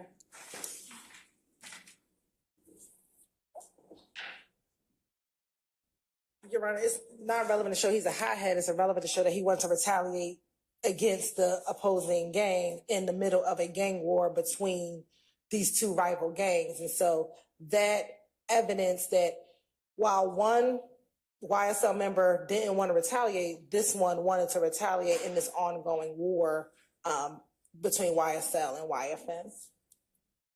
And he's also charged in another retaliatory shooting later on in 2022 as still part of this ongoing war between these two rival gangs. So from 2015 to 2022, this war is going on, and Shannon is one of the members who wants to retaliate. And I think that this is evidence of that. All right. Well, I mean, it also shows the relationship between the two of them, which I would think is relevant to sorting out his basis for Okay. I am going to permit the 5 through 13 portion in over the objections and don't find it substantially more prejudicial than probative under 403. And y'all can get back to me with any law you can find on 14 through 19. So we'll remember to revisit that. You want a case, Your Honor? Yeah, if you've got one now, that'd be great. So Hall, Hall versus State. It's old. It's 180 Georgia Appeal 210. I'm sorry, say the first three. 280? No. What did you say? 180. 180, an oldie. We're going back. 180 Georgia. Appeal. Oh, app. Okay. 210. Okay. And it's 348 Southeast 2D 736. It's 1986. Okay. And Your Honor, what it says is the defendant stated on direct that he knew what was in the bag. At worst, he admitted only one of the elements of the crime of possession of a firearm by a convicted felon. The simple rule announced by the Phillips court clearly states that character is not an issue until a defendant admits any prior criminal conduct. However, no criminal conduct could be shown until after is italicized, the prior conviction was admitted into evidence over the objection of defense counsel, because possession of a gun is presumptively lawful. Allowing the prior conviction into evidence in order to place the defendant's character in issue demands circular logic and defies even the broader parameters of the simple rule in Phillips. Here, I'm telling the court that there's an exhibit, I don't know the number, that Mr. Stillwell is a convicted felon. And additionally, he's charged with possession of a firearm by a convicted felon several times in this indictment. So that increases the prejudicial value because it goes right to a substantive charge. And to say that he runs around with, I'm sorry, did I interrupt? Go ahead. To say that he runs around, he being Mr. Stillwell, runs around with a gun at all times, his conviction is back. It's in this case. Somebody, please help me, but I'm going to tell you it is before the supposed conspiracy even started. The conviction's back to like 2012, I think, but I'm not sure on that. I don't want to make that representation. The trial, Judge Glanville allowed the state over my objection to actually admit, I think, 5 prior convictions of Mr. Stillwell to establish he was a convicted felon. Okay. All right. I'll take a look at it over the lunch break and give the state a chance to come up with their own case law on that. And so, I mean, are y'all kind of arguing that this is, and by y'all, I mean the defense, are you arguing, I mean, I know you're arguing, so this makes it really prejudicial because it makes it more, well, I don't know, I don't want to rephrase, but are you saying, well, this evidence makes it more likely that they will find him guilty of possessing a firearm as a convicted felon as charged? Right, he's charged with, I think, 2 counts. Maybe Okay. 3. And essentially, Mr. Copeland saying, hey, he always illegally carries a gun as a possession, as a convicted felon. And of course, that is, in our estimation, very prejudicial and shows propensity, which should not be considered by the jury when they consider these specific charges. So on the propensity issue, though, are you saying this is like 404B evidence? Well, they haven't given 404B notice. Right, because all of this is intrinsic. And so I'm thinking if it's going to be out on the basis of its, illegal propensity evidence, it would have to not already be in as intrinsic evidence. Well, my understanding, and I know Your Honor has a long background in appellate law, so I could be wrong. My understanding is intrinsic evidence we're dealing with specific acts. This isn't dealing with a specific act. This is just a gentleman saying, oh, this man is known to carry guns. He always carries guns. He always has one on him. So, I mean, it would be like if someone's charged with murder and then like someone just says in a tape, oh, well, this guy's everyone knows he's the biggest killer of all time, you know, and it's just like, well, that's a problem in front of the jury. Well, okay. So, I mean, this is essentially, to my knowledge, by me, I mean, at this point, Copeland saying, hey, as far as I know him, and I know him, he carries a gun on him all of the time, which obviously y'all would not like to come in because it does make it more likely that he had a gun on the instances in which he's charged in the indictment with having a gun. But why does that get excluded? So y'all find some law and then we'll take it up after you've presented whatever you have and after lunch. Because I'm not sure that being able to say, I know, you know, from my own personal knowledge of him, that he typically carries a gun is excludable simply because it makes it more likely that some of the charges against him might be true. That makes it relevant. So I don't know. Y'all come up with something, hand it to me later. Let's move on to the next thing. We'll circle back on that one. The next one.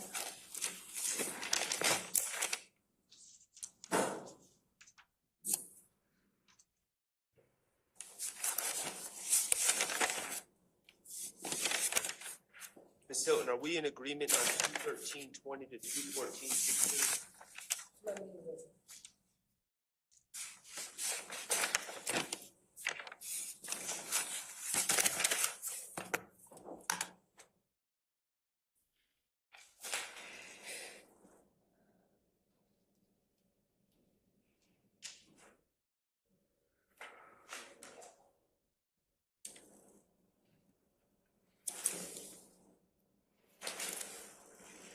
Yes.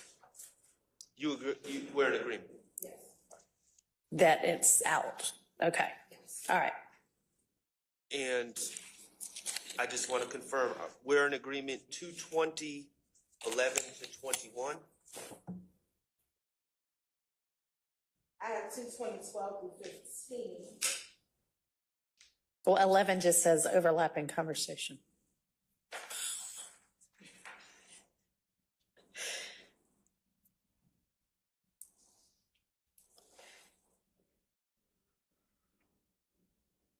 You said to 15? Yeah, 12 to the half of 15, so we stop after.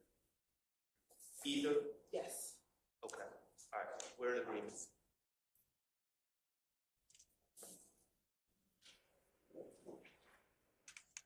And then 22217 to 223:6. Is that what you have as next? Yes, 222. Yes, 222 last time, 223 last.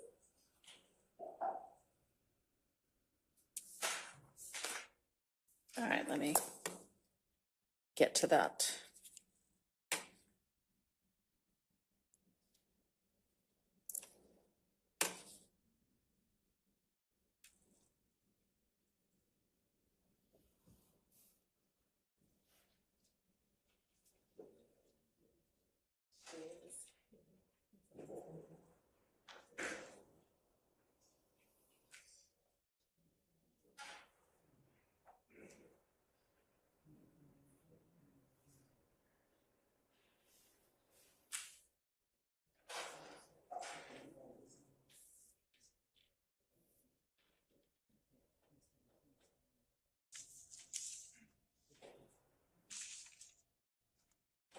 Sorry, I was reading the wrong page.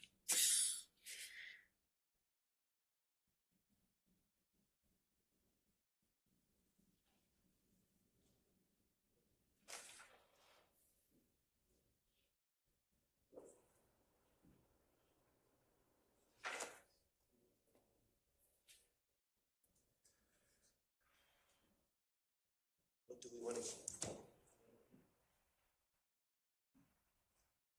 All right. Your Honor, I'm just going by the transcript I have and the amount of writing I have on it. I don't know if the transcript, this might be one that we need to hear the Okay. audio.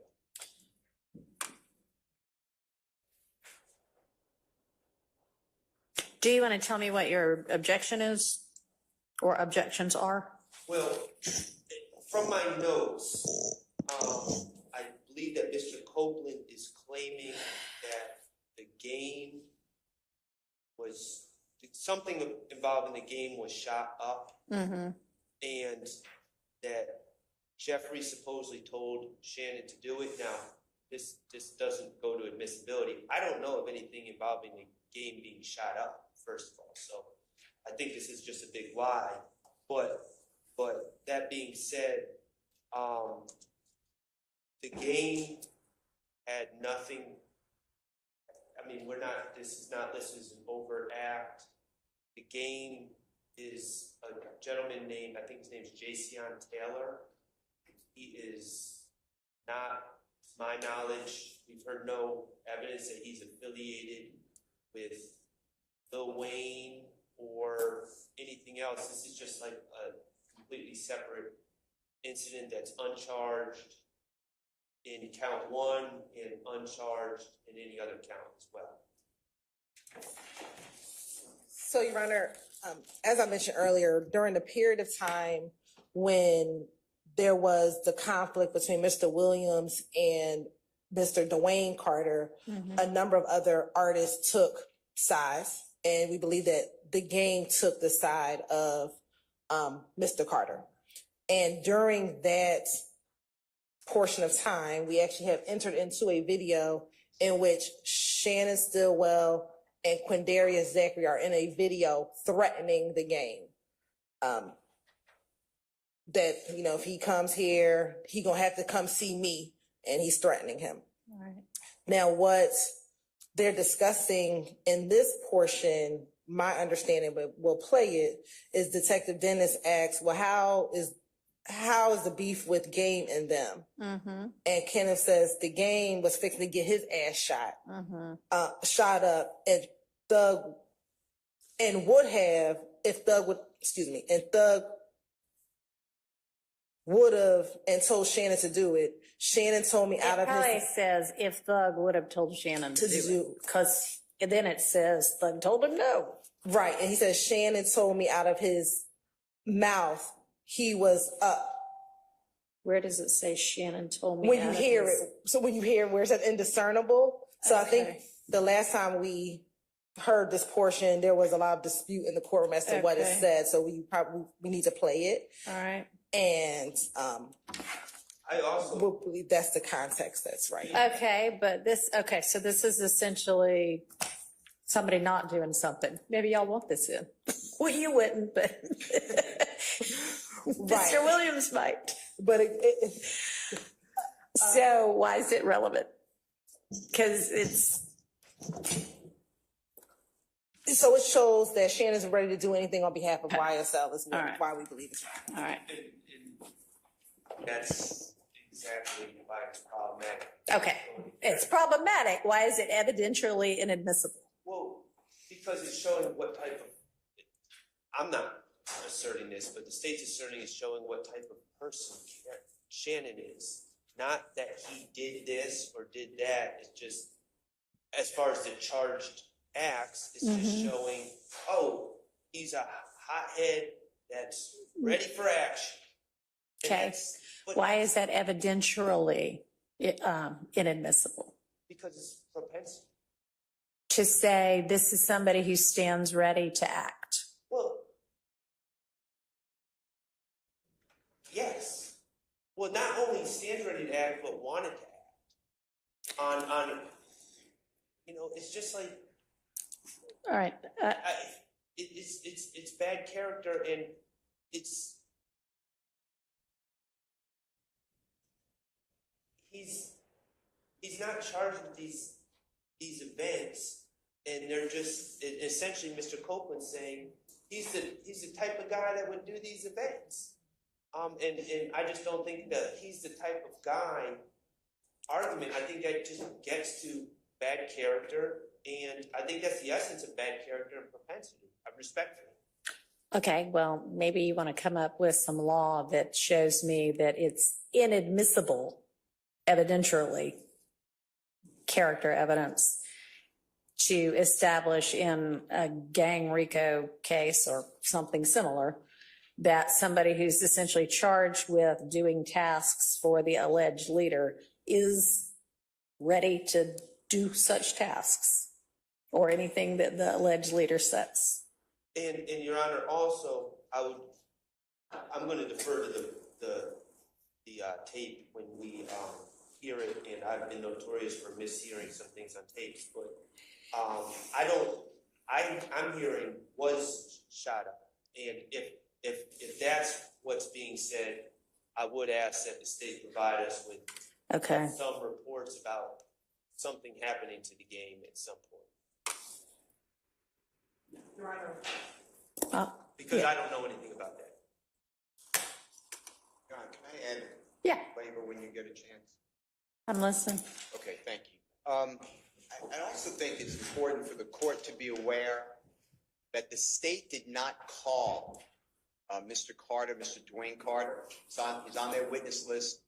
They said that they were going to call him. They did not call Mr. Brian Williams. Okay. On their witness list. They stated at one point they were going to call because we have a short list. And evidence came out that, and I don't know how familiar the court is, but when people are in the entertainment business, they advertise themselves, promote themselves, drum up interest by doing things that are, I'm promoting an event for young children, or come to my concert, I'm going to kill somebody. It floods the internet, and it's a marketing tool. Mm-hmm. So you're being told like it's proven. It's not proven that there was this feud and Mr. Stillwell was going to do this. There's zero evidence. I've interviewed these people that the game, it's a band. It's a musical band. Game is GAME. That they were shot at, that they were bothered, that there was any issue. This is all the theory of the state. It's also, their real theory is that there's this gang war. I'm just repeating a term, between a alleged gang of YSL and a alleged gang of IF. These other people have nothing to do with that. I heard you ask earlier, so this was involved in the, there's nothing.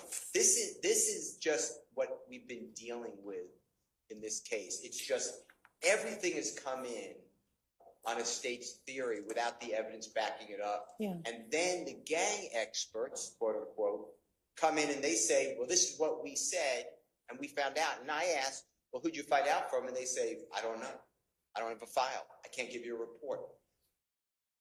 And that's what we've been dealing with. Ms. Hilton said earlier, oh, and Mr. Winfrey pled guilty to this. That's a subject of emotion that I don't think you touched on yet, but I did an attorney proffer. I sent it to you once you were announced as the Honorable Court taking over. I sent you 8 attachments. And what happened in that is Mr. Winfrey did plead guilty. He was charged in another county, Cobb County, before the Honorable Judge Staley.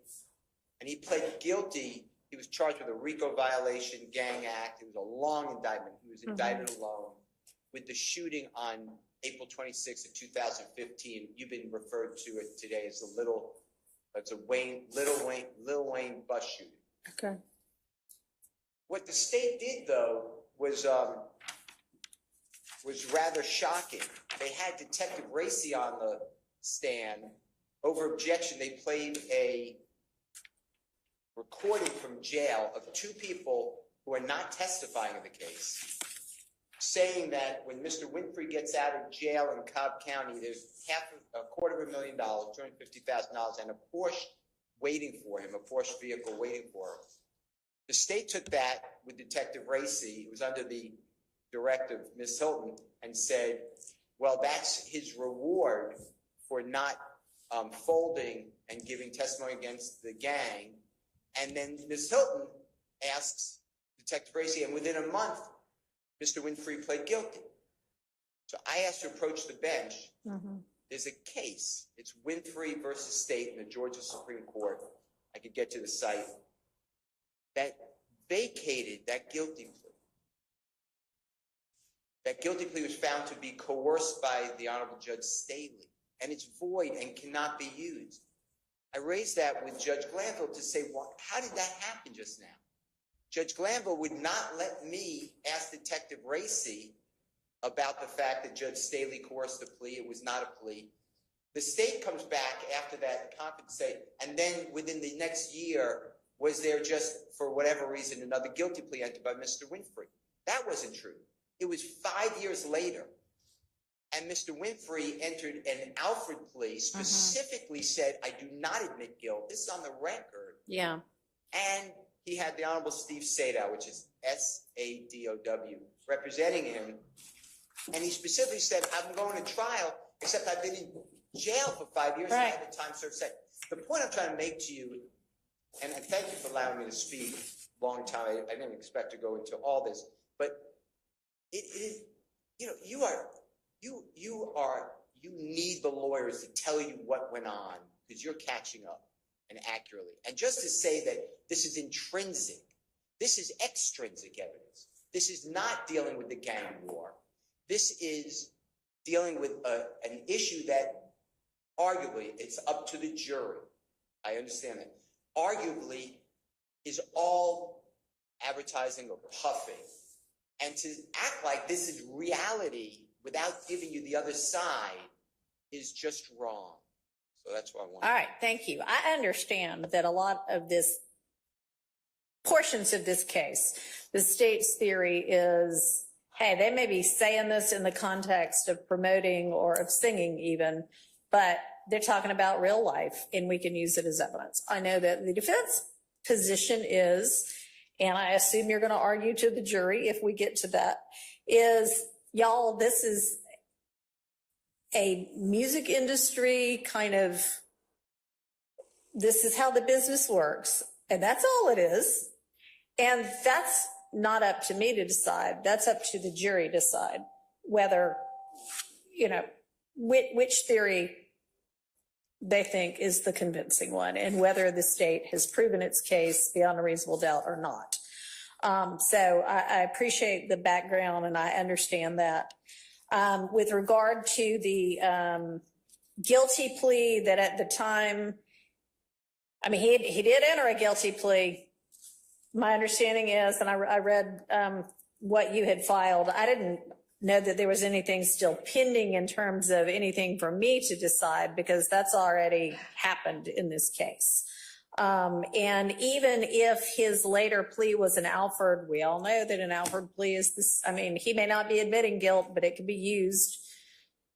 He's saying, I'm pleading guilty because I think it's in my best interest. Man, I've already basically done the time.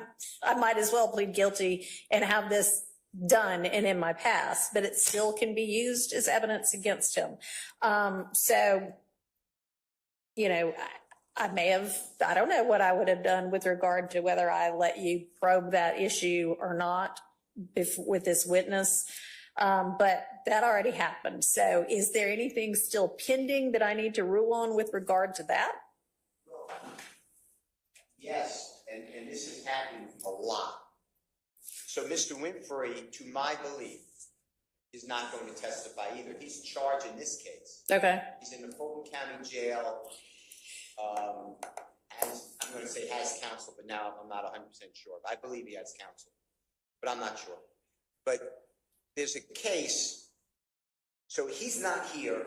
We can't cross-examine him. The tendering of an Alford plea or a guilty plea or a NOLO plea. NOLO plea can't be used. So well, ignore that. Right. A guilty plea or an Alford plea. The person, Mr. Williams, has the right, that's a confrontation clause. That's a statement made in court for purpose of prosecution. That triggers a confrontation clause. Mm-hmm. And that's under Overstreet, O-V-E-R-S-T-R-E-E-T versus State.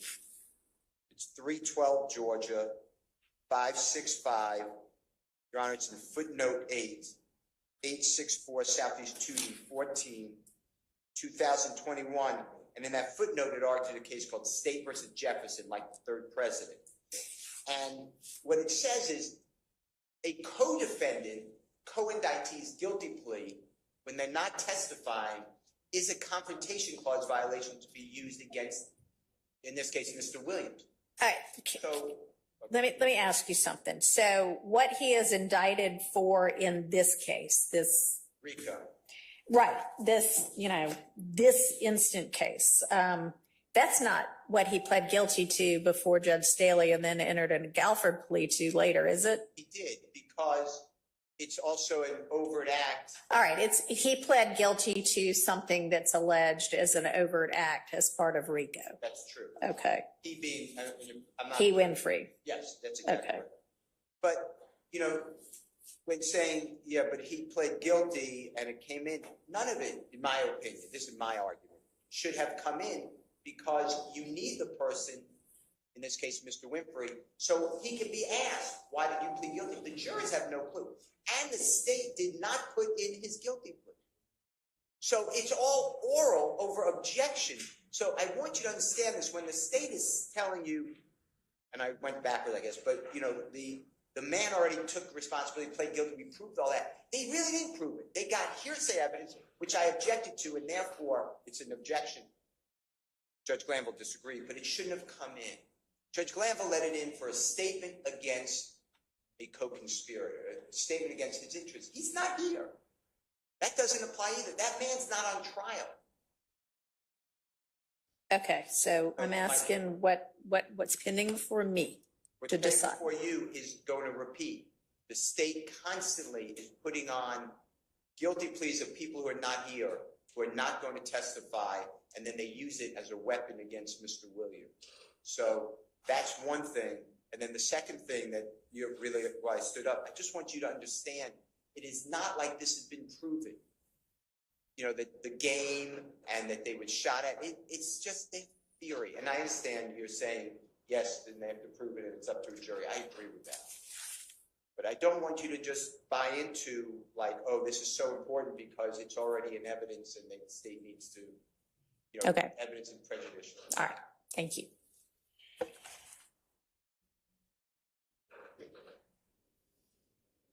Okay, so I'm not even sure where we were with regard to this.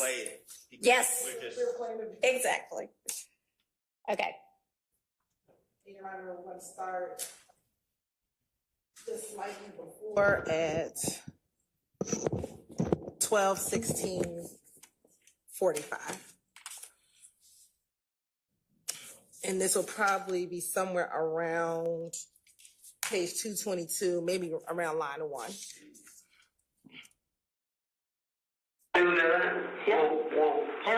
She not taking no shit. She not taking no shit from nobody. Well, nobody else care about nobody else. You know what I'm saying? Thug ain't taking shit from nobody. Well, how does the people game in? The game league is shut up. His dog would tell Shan do it. Shan told me his mouth he was up that way. Just give me the word. Yep. And dog told him no. Say something on the GD. I can't Nipsey Hussey, something like that. He ain't they beef. You know what I'm saying? He stopped. I mean, I ain't here to play. You know what I mean? I just don't want to go to jail. I mean. And we're going to stop it at 12:17. All right, if y'all want me to figure out what got said, then I'm going to have that tape. I'm going to have to slow it down. I have no idea what he said. I mean, I know a lot of it, but the little part that y'all don't know either, I'd have to listen to it a couple of times. So, I don't know.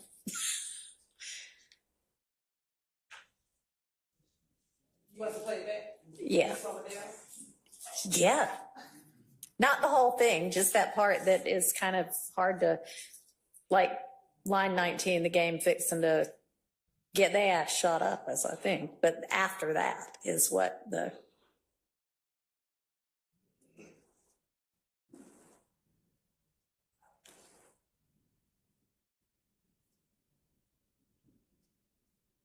Before you hit play, is the sound coming out of that little white speaker? Is there any way I could get any kind of a speaker closer to me? I mean, is that where that's coming from? I can't, Nipsey Hussey, something like that. He ain't they beef. It may not move far, in which case, I think that's about as far. Your Honor, but it's not going to do much. So just put it back where it was. Thanks, though.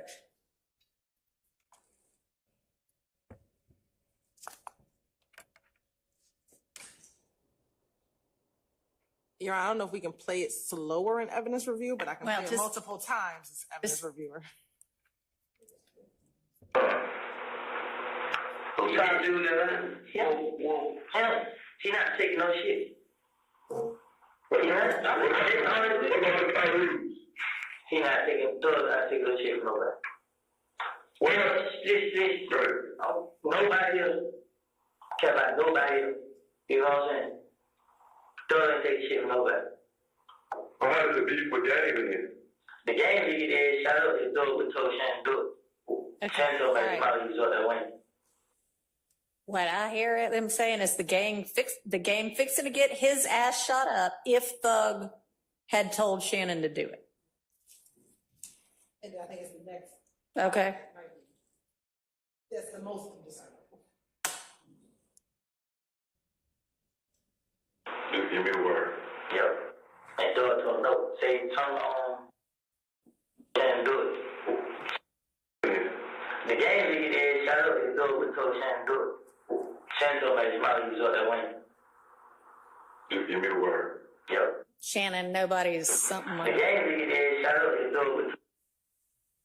if Thug would have told Shannon to do it. How does the beef with Game again? The game lead is shout out to Thug with told Shannon do it.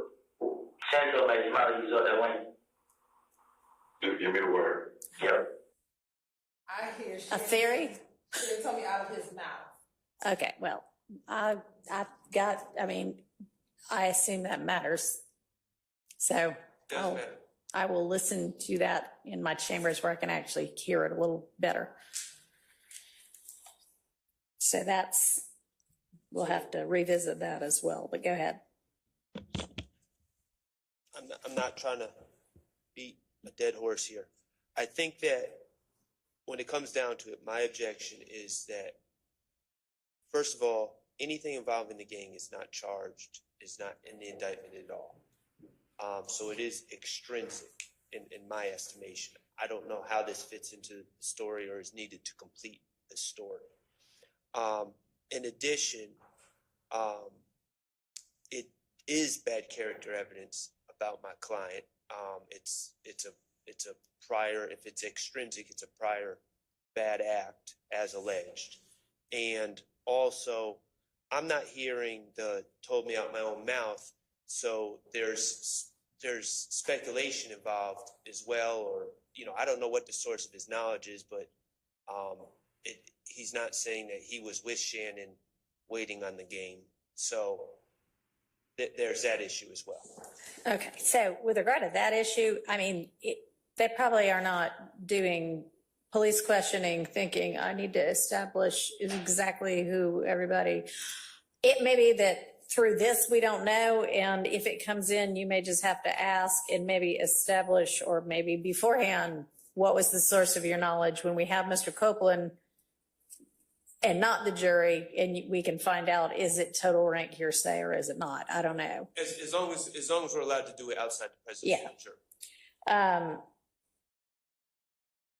Okay, and then with it being a prior bad act, there is no act here, so it can't be a prior bad act. Well, the act is being willing to do what Thug says. Mr. Stillwell is, according to Mr. Copeland, is waiting, I don't know where, waiting somewhere to shoot another individual. That's an act. I'm not sure it's a crime to be willing to do it if you don't do it, unless. No, I'm saying waiting, not. I heard waiting, like he was in, I don't know, I'm just making this up. I'm speculating, but an alleyway or something. I hear he was waiting. Okay, I don't think that's what it said, but I'll re-listen to it. Okay, let's move on to the next one. The next one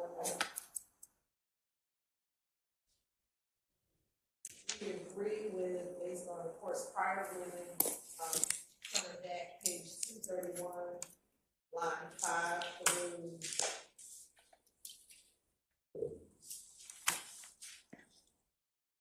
233, line 20. I think it should start at 230, line 20.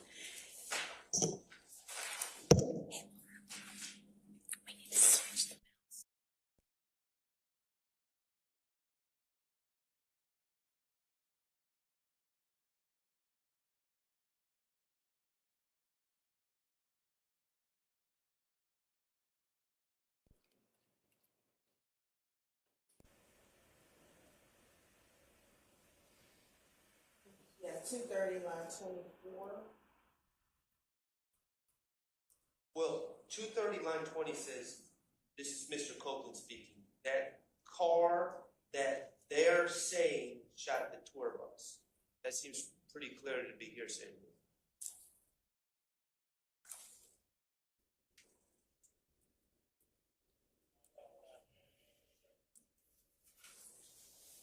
That's fine, Your Honor. Page 230, line 20. And where did you say it ended?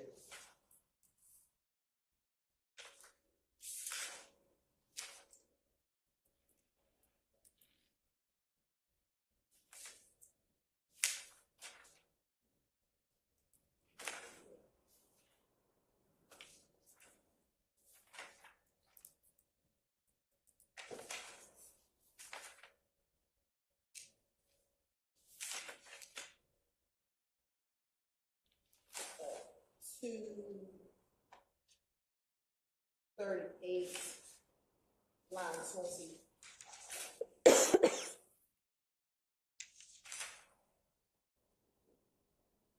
Really, 239, line 2.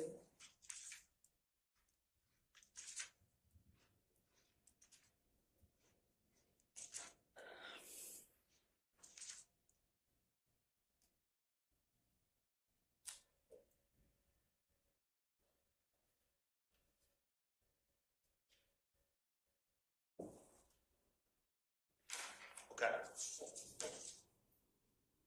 All right, We're in agreement with that. all right.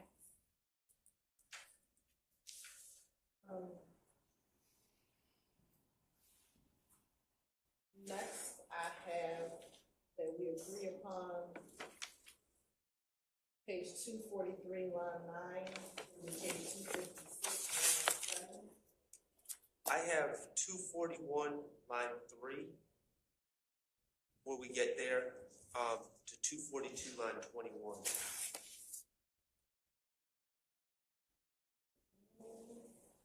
That would be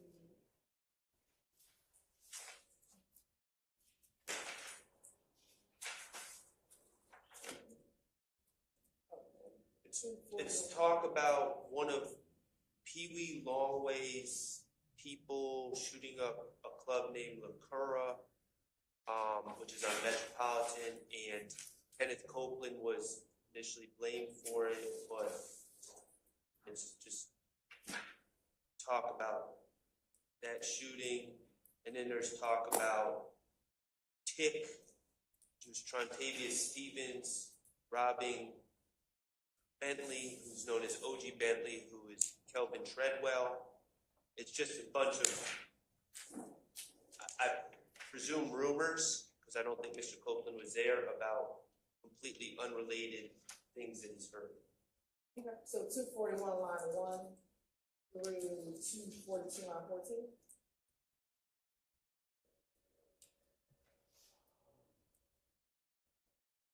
I have 242, line.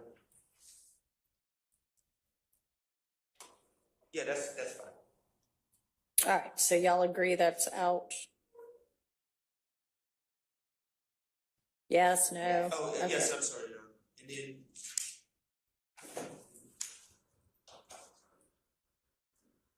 Ms. Hill, the next one I have is 243, line, I'm going to say 1 because I don't have a line.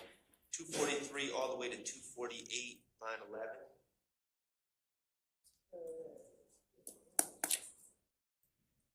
All right, so I'm glad we're doing this. What I want y'all to do is get together beforehand, and everything that is agreed to, y'all agree that it's agreed to, so that we spend the court time talking about the stuff that's not agreed to, okay? Yes, Your Honor. And I know y'all are doing the best you can, but try to do better. Well, the next one that's not agreed to, that I can move on to, that I think is page 321, line 21 through 23. All right, let me get there.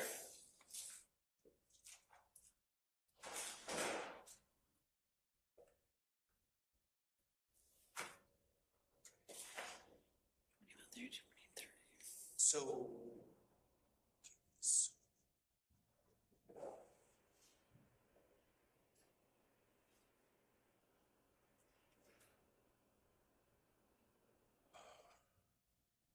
Okay.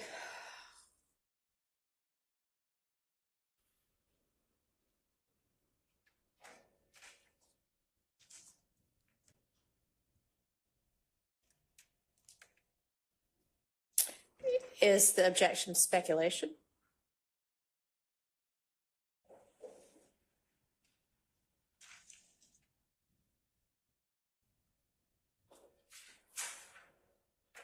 Yes. So, Personal knowledge. so here, Your Honor, he's repeating, this is a part of that co-conspirator, this is the night of the shooting, Mm-hmm. murder Donovan Thomas. Okay. And he's repeating what the media told him regarding what happened with the murder.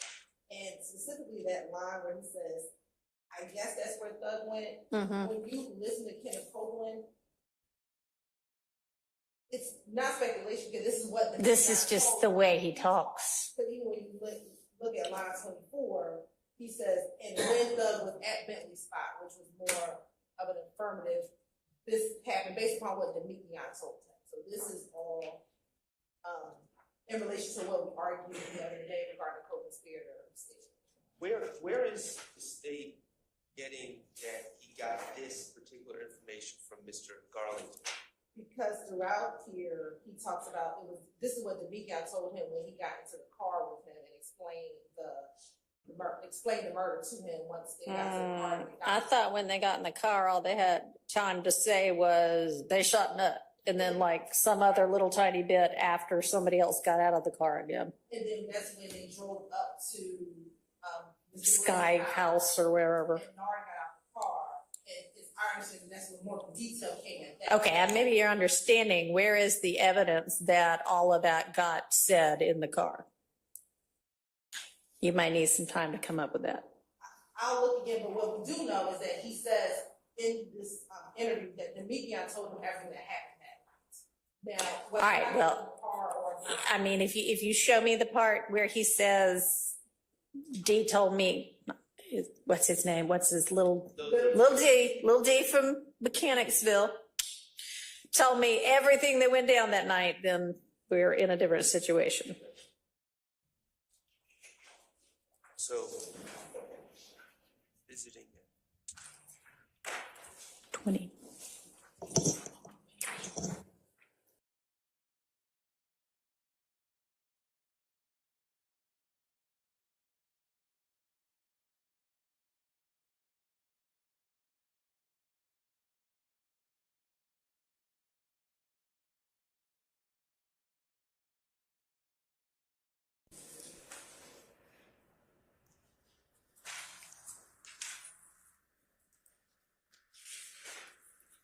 All right, so I see if we go up a page on 320 around line 9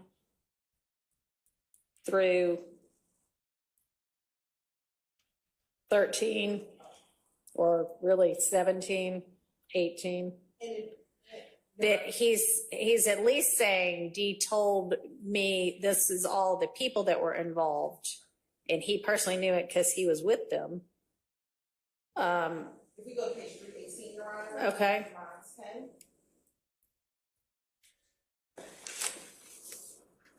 Right. And he says, this is what little D broke the story down. He said, and then goes into what Demetrian said, which is all of them leaving the Sky House and said they rolled past and met outside. They went somewhere, changed cars, and that was it. I dropped Shannon B off at Thug's house, and he continues to elaborate. Right. So that's all what happened beforehand. Right. And I think That's why I didn't object. No, right. I'm So objecting to co-conspiracy.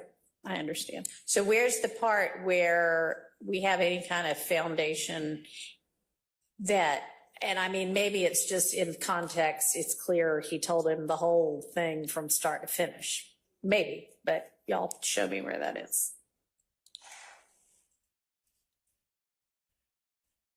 I mean, I guess Lil D broke the story down, maybe.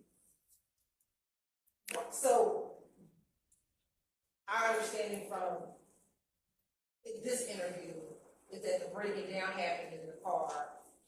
What doesn't matter where it happened, as long as it did happen, as long as you have some evidence that shows he told him all of it. Yes, from everything he says to the detective in this interview, everything about that murder that night is what. This is, okay, this is him saying, here is what he told me. Okay. All right, I'll take a look at it more in context over the lunch break. But that seems to be a pretty good basis for arguing that. And he says it early, so this is the second time he's telling the story. So for the purpose of this interview, Your Honor, Okay. he tells the story initially early on in the morning to Detective Gaither, Detective Dennis, Yep. and detectives. And then later they bring in Detective Thorpe, who was the homicide, the lead detective on the Thomas case, and he reiterates the story again with a little bit more detail in front of Detective Thorpe. So he's telling them all. All right, and he's already said, I got it all from Lil D.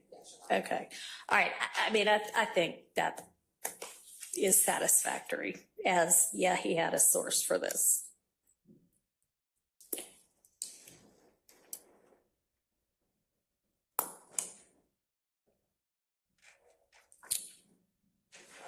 The next,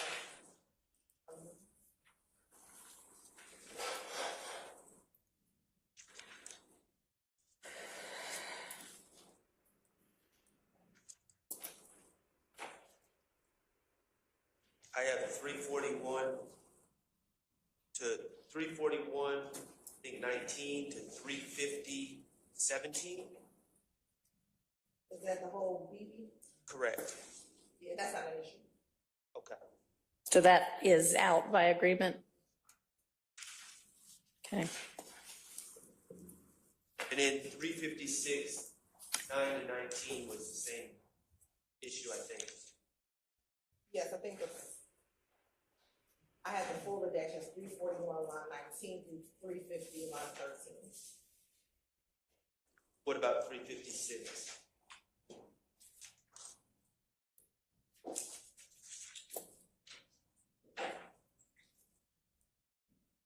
Yes, 9 through 20. Yes.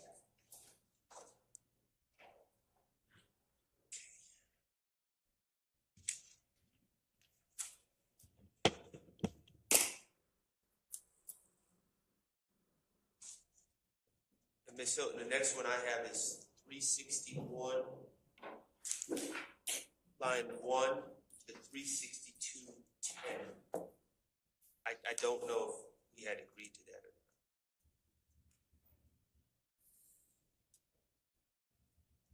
What I have as the final is that we were going to take out 361, part of line 16, so line 17, where it says Shannon shot up that tour bus. Say the lines one more time. Half of line 16 and a portion of line 17, the sentence reads Shannon shot up that tour bus.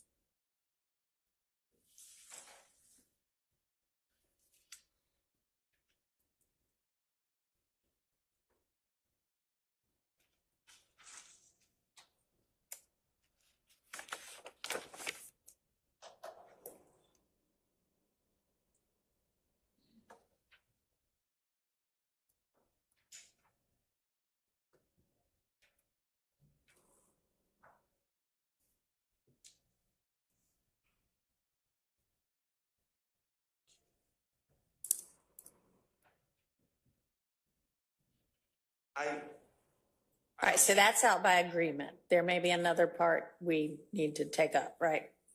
Right, well, part of that, Detective Thorpe says,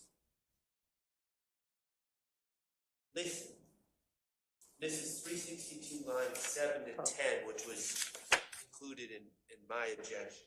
I'm sorry, I guess the state doesn't do it that. Detective Thorpe, listen, but you said a key piece of stuff we've been asking you.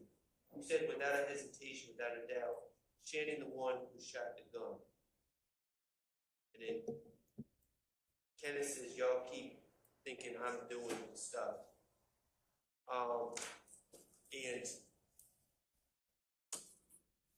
I'm not 100% certain on the context as I sit here now, but it's right after discussing the Lil Wayne issue.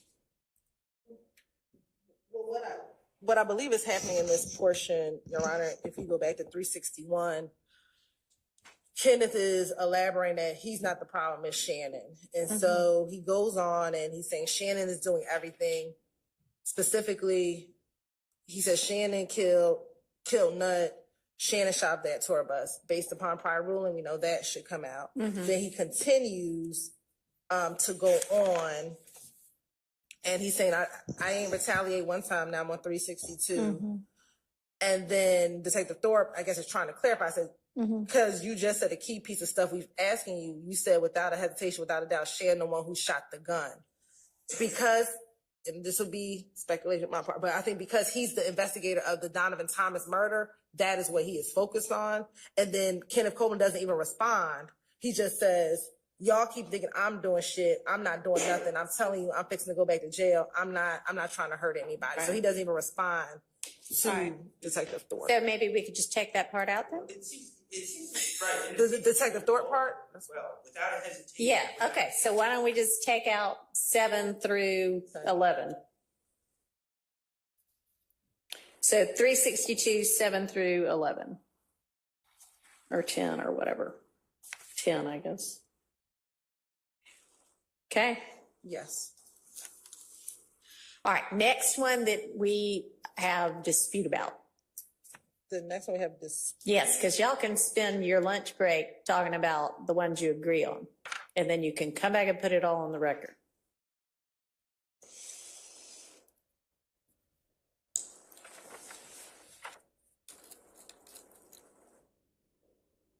I guess if you don't know, then we have to talk about it now. Look at 365, lines 6 through 8.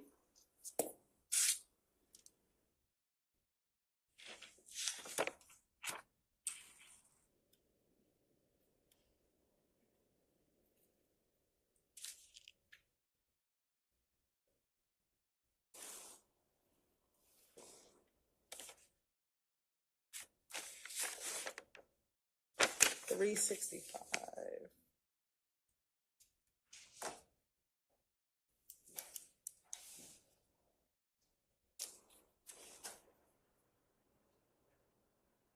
Yes, that's in this. That's in dispute. Okay, so, Your Honor, on 365, 6 through 8, the context of this is Quindarius Zachary, also known as the other little dude, from Cleveland. He allegedly would buy, he's not a convicted felon, he'd allegedly buy guns. At some point, he bought a gun for Kenneth Copeland. Kenneth Copeland, allegedly, Kenneth Copeland ends up getting arrested. Then he wants to get the gun back, but then wants to get rid of the gun.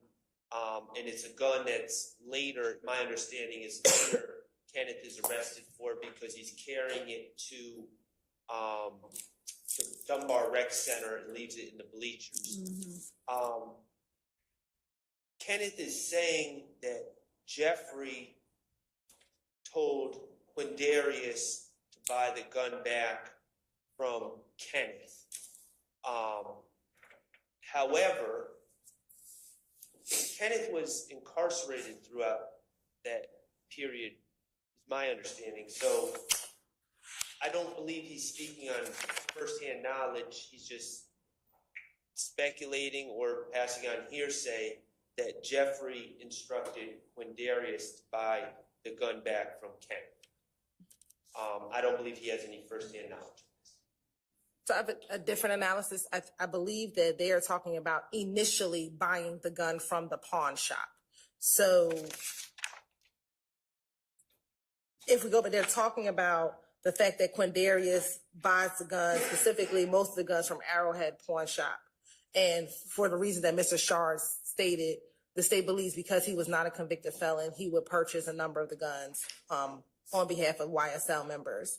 And what the detectives are saying to Copeland is, you told him to buy the gun. Right. And he said, no, Thug told him to buy the gun initially. And then later on, there is some conversation about Mr. Copeland was arrested and he was going to try to sell the gun, which when he got out, and that's how he ended up. Yeah, this looks like the buying it to begin with, not the buying it back afterwards. Well, either way, Your Honor, I don't see any indication that it's anything but hearsay. And here's the other thing. Quindarius Zachary's apparently going to be called. So Quindarius Zachary would certainly have firsthand knowledge of who told him to buy a gun. And right now we have Kenneth Copeland on an out-of-court statement, possibly speculating or passing on hearsay. And it seems to me that we would have a live person on the stand that could answer that question pretty clearly. Your Honor, what my position would be is, one, if this statement comes in, it'll be contingent upon us asking some foundational questions on the stand first. And then depending on what his response is, this would probably be a prior inconsistent statement, depending on what his answer is. I don't know what it will be, but we can lay more foundation as to when, how did this come about? How does he know Thug told him to buy the gun or not? All right. I would just ask that the foundation is laid Outside the presence of the jury. Yeah, absolutely. Outside jury. I just wrote that down. Okay, so we'll need some foundational questions on that. Assuming you can lay the right foundation that he actually knows it, then he ought to be able to say it. But we don't know that yet. All right. Hang on just a second. Miss Winfrey.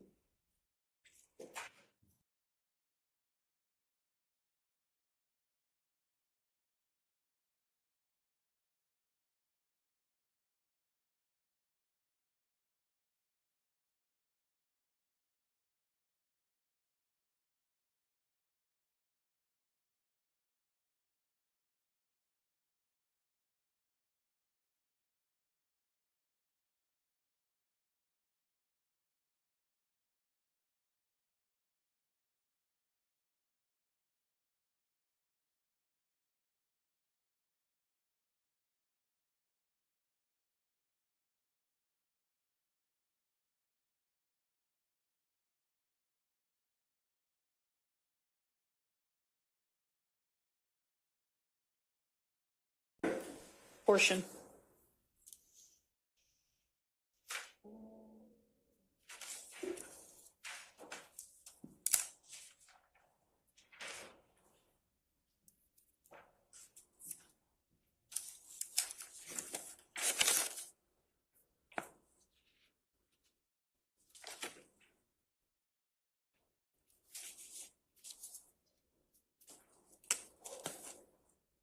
I believe there was a portion of, so page 375, line 17 to page 376, line 9. The state only had an objection to page 375, line 17 to 19. Defense counsel wanted that line out. That Mr. Copeland says Doug is connected to a lot of people. We wanted that portion in. But that was. I don't have a problem with that. and then 375. All right, so hang on. So all of 375.17 through 376.9, there's no objection to, is that right? Is that right? Coming out. Okay. Wait, coming out or staying in? Y'all seem to be saying, Comes out. We're agreeing that it comes out. Wait, hold on. 375 lines 1 through, you said 1 through 9, Your Honor? no, I'm saying what you said. Oh, I'm sorry. Yeah. I thought I You heard said 375 line 17 through 376 line 9. Are you agreeing that all of that is in or all of that is out? I think everything from 375.20 to 370, everything from 375.20 to 376.9 is out. Out, okay. And I agree. All right. All right, what's next?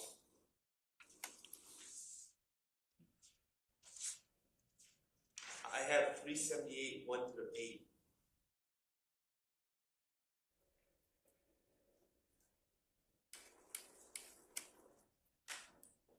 You said 378, 1 through 8?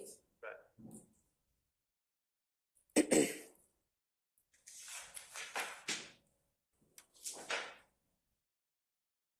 Yes, that is. Agreed, out. No, that's in this. Oh, okay. All right, tell me why that's in.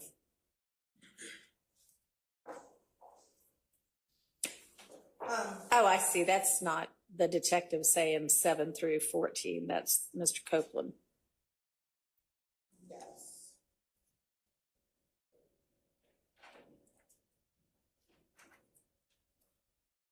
So then, Mr. Sharp, tell me why that's out. Well, two reasons. First of all, it's speculation about what other people will say. And also it's a comment on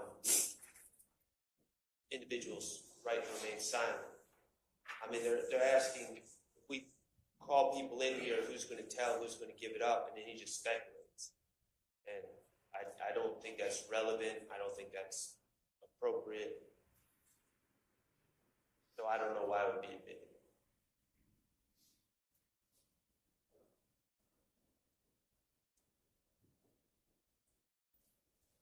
What's the state say? Your Honor, so this is a portion, if you look at right before, on page 377, the detectives are asking Copeland, specifically talking about the murder, who do you think we can call in, who will speak to us about the murder? And what Kenneth Copeland's response, beginning on page 378, line 1, put it this way, Thug and them already knew those 4 right there, they're not going to tell. He's talking about Yak, Nard, Shannon,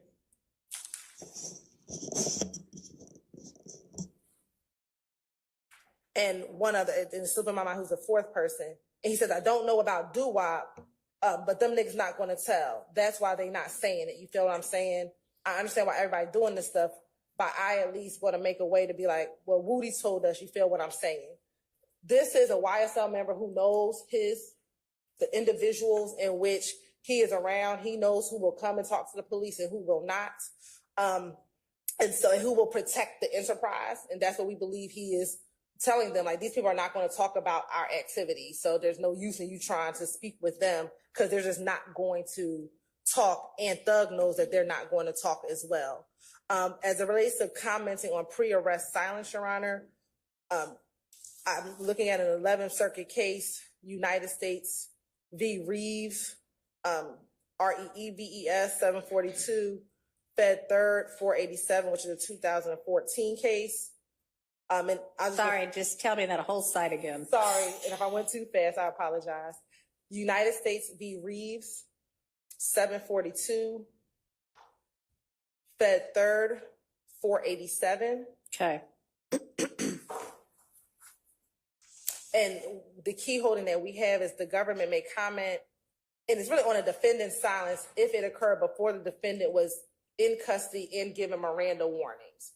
In this case, at this time, none of the defendants were in custody at all. They were still investigating the homicide. At this point, no arrest warrants were even taken out. During this interview in June of 2015, warrants were not taken out until October of 2015 for the murder of Donovan Thomas. So this would not be commenting on any pre-arrest silence, Your Honor. Okay. So aside from the pre-arrest silence objection, what other objections do you have? Well, it's speculation, and it's also, I guess, relevance. Like, why is Kenneth Copeland giving why would a jury hear an out-of-court statement by Kenneth Copeland about whether my client will give a statement to the police or not? All right, so y'all had pointed me as the objectionable portion to 379 lines 1 through 12. No, 378. I'm sorry. Okay. That makes a lot more sense. Okay.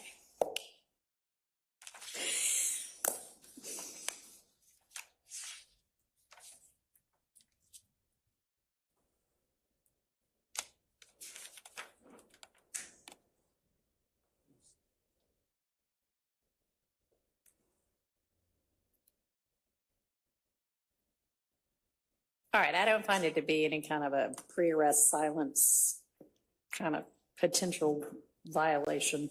And this is his opinion as to how strong they're going to be with backing up and keeping silent about what the gang is or is not doing. I think that that's permissible for him to say. I don't think it's only speculation to the extent that anybody's opinion about anybody else is speculation, but it's valid to come in. So I'm going to permit that in.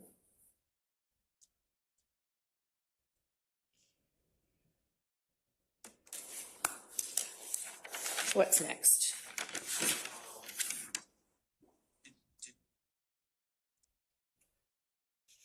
The next portion that I have as in conflict was page 386, line 20 through page 387, line 12. And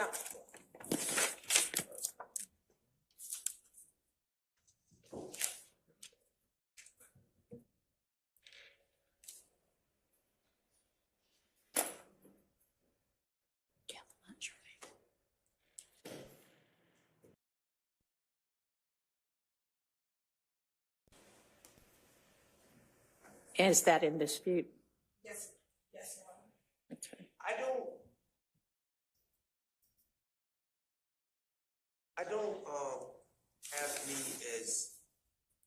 don't have the dispute quite as broad. I just have the dispute over 387 lines 6 through 13.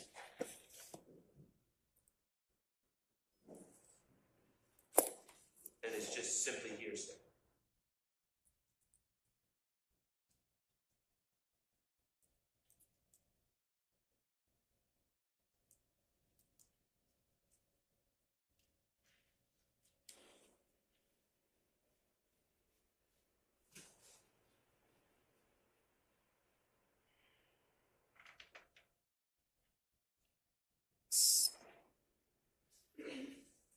so, Your Honor, the state would say that this is not hearsay. We're not offering lines, page 387, lines 6 through 12 for the truth of the matter asserted. When you go back to page 386, Mr. Copeland, I think it's around here, he starts to explain that he never had an issue with Donovan Thomas, like that they've had conversations with each other. And some of the subject of that conversation was Mr. Copeland's relationship with Mr. Thomas's brother, Kelvin Watts. So when you get to page 387, lines 6 through 12, he's telling them about a conversation that he had with Mr. Thomas prior to his death. Now, whether or not Mr. Thomas said, I'm going to go holler at them, or whether or not Mr. Thomas did go holler at Kelvin is not what we're offering it for. It's solely being offered for the fact that they engaged in conversation that was amicable prior to his death. And so we're not offering it for the truth of the matter asserted. All right, so it's on 386 where he's talking about actually having the conversation with Mr. Thomas, right? Yes. Okay, and that's fine. That's not objectionable to the defense. So the part that they're objecting to is the part where, I guess, who is it that's walking up and saying this?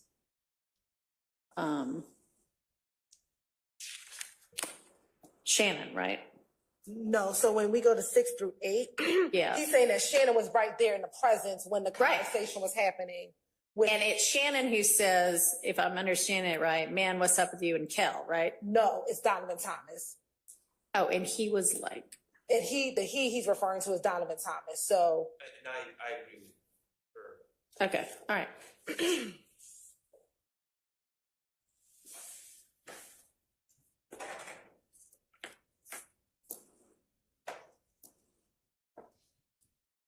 Okay, and so you're not offering it for the truth, you're offering it for the fact that Kenneth Copeland and Donovan Thomas are cool with each other. Yes. All right. Well, I mean, that already comes out in 386 that they had a conversation. My objection is when Kenneth says what Donovan Thomas said, allegedly said, which is, man, I'm gonna holler at N-word and I'll let you know what's up. Because it's giving the impression that, and it is coming in for the truth of the matter asserted, that Mr. Thomas was playing the role of peacemaker. All right. And So I'm sorry, I don't mean to interrupt, just for purpose of keeping the record clean. So now what we're really talking about is just lines 10 through 12 of 387, right? Okay. So in that, they're saying, hey, man, you got to be offering that for the truth.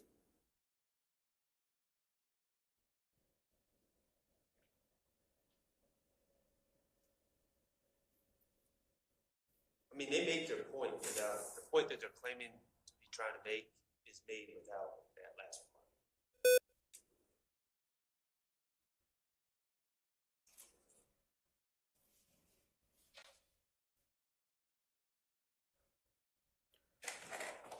But I think that gives context when you continue to go further down that page. And when he says, that's what Nut said. And then Kenneth says, yeah. So when me and Kel seen each other, I believe he says, when me and Kel seen each other at the skating ring, Kel was like, well, he wanted to see what Thug got to say. So I called Kel on FaceTime. Okay. But give us some more history.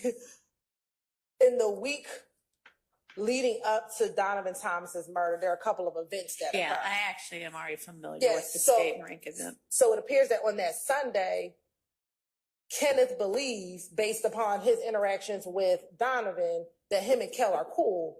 And matter of fact, they actually do talk and have a conversation.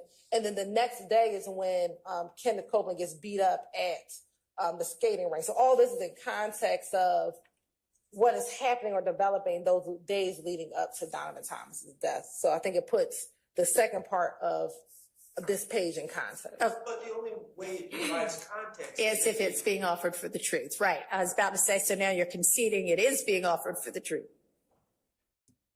Not whether or not he hollered at him, but the fact that they just had this conversation, whether or not, because we don't know if he hollered at him or not.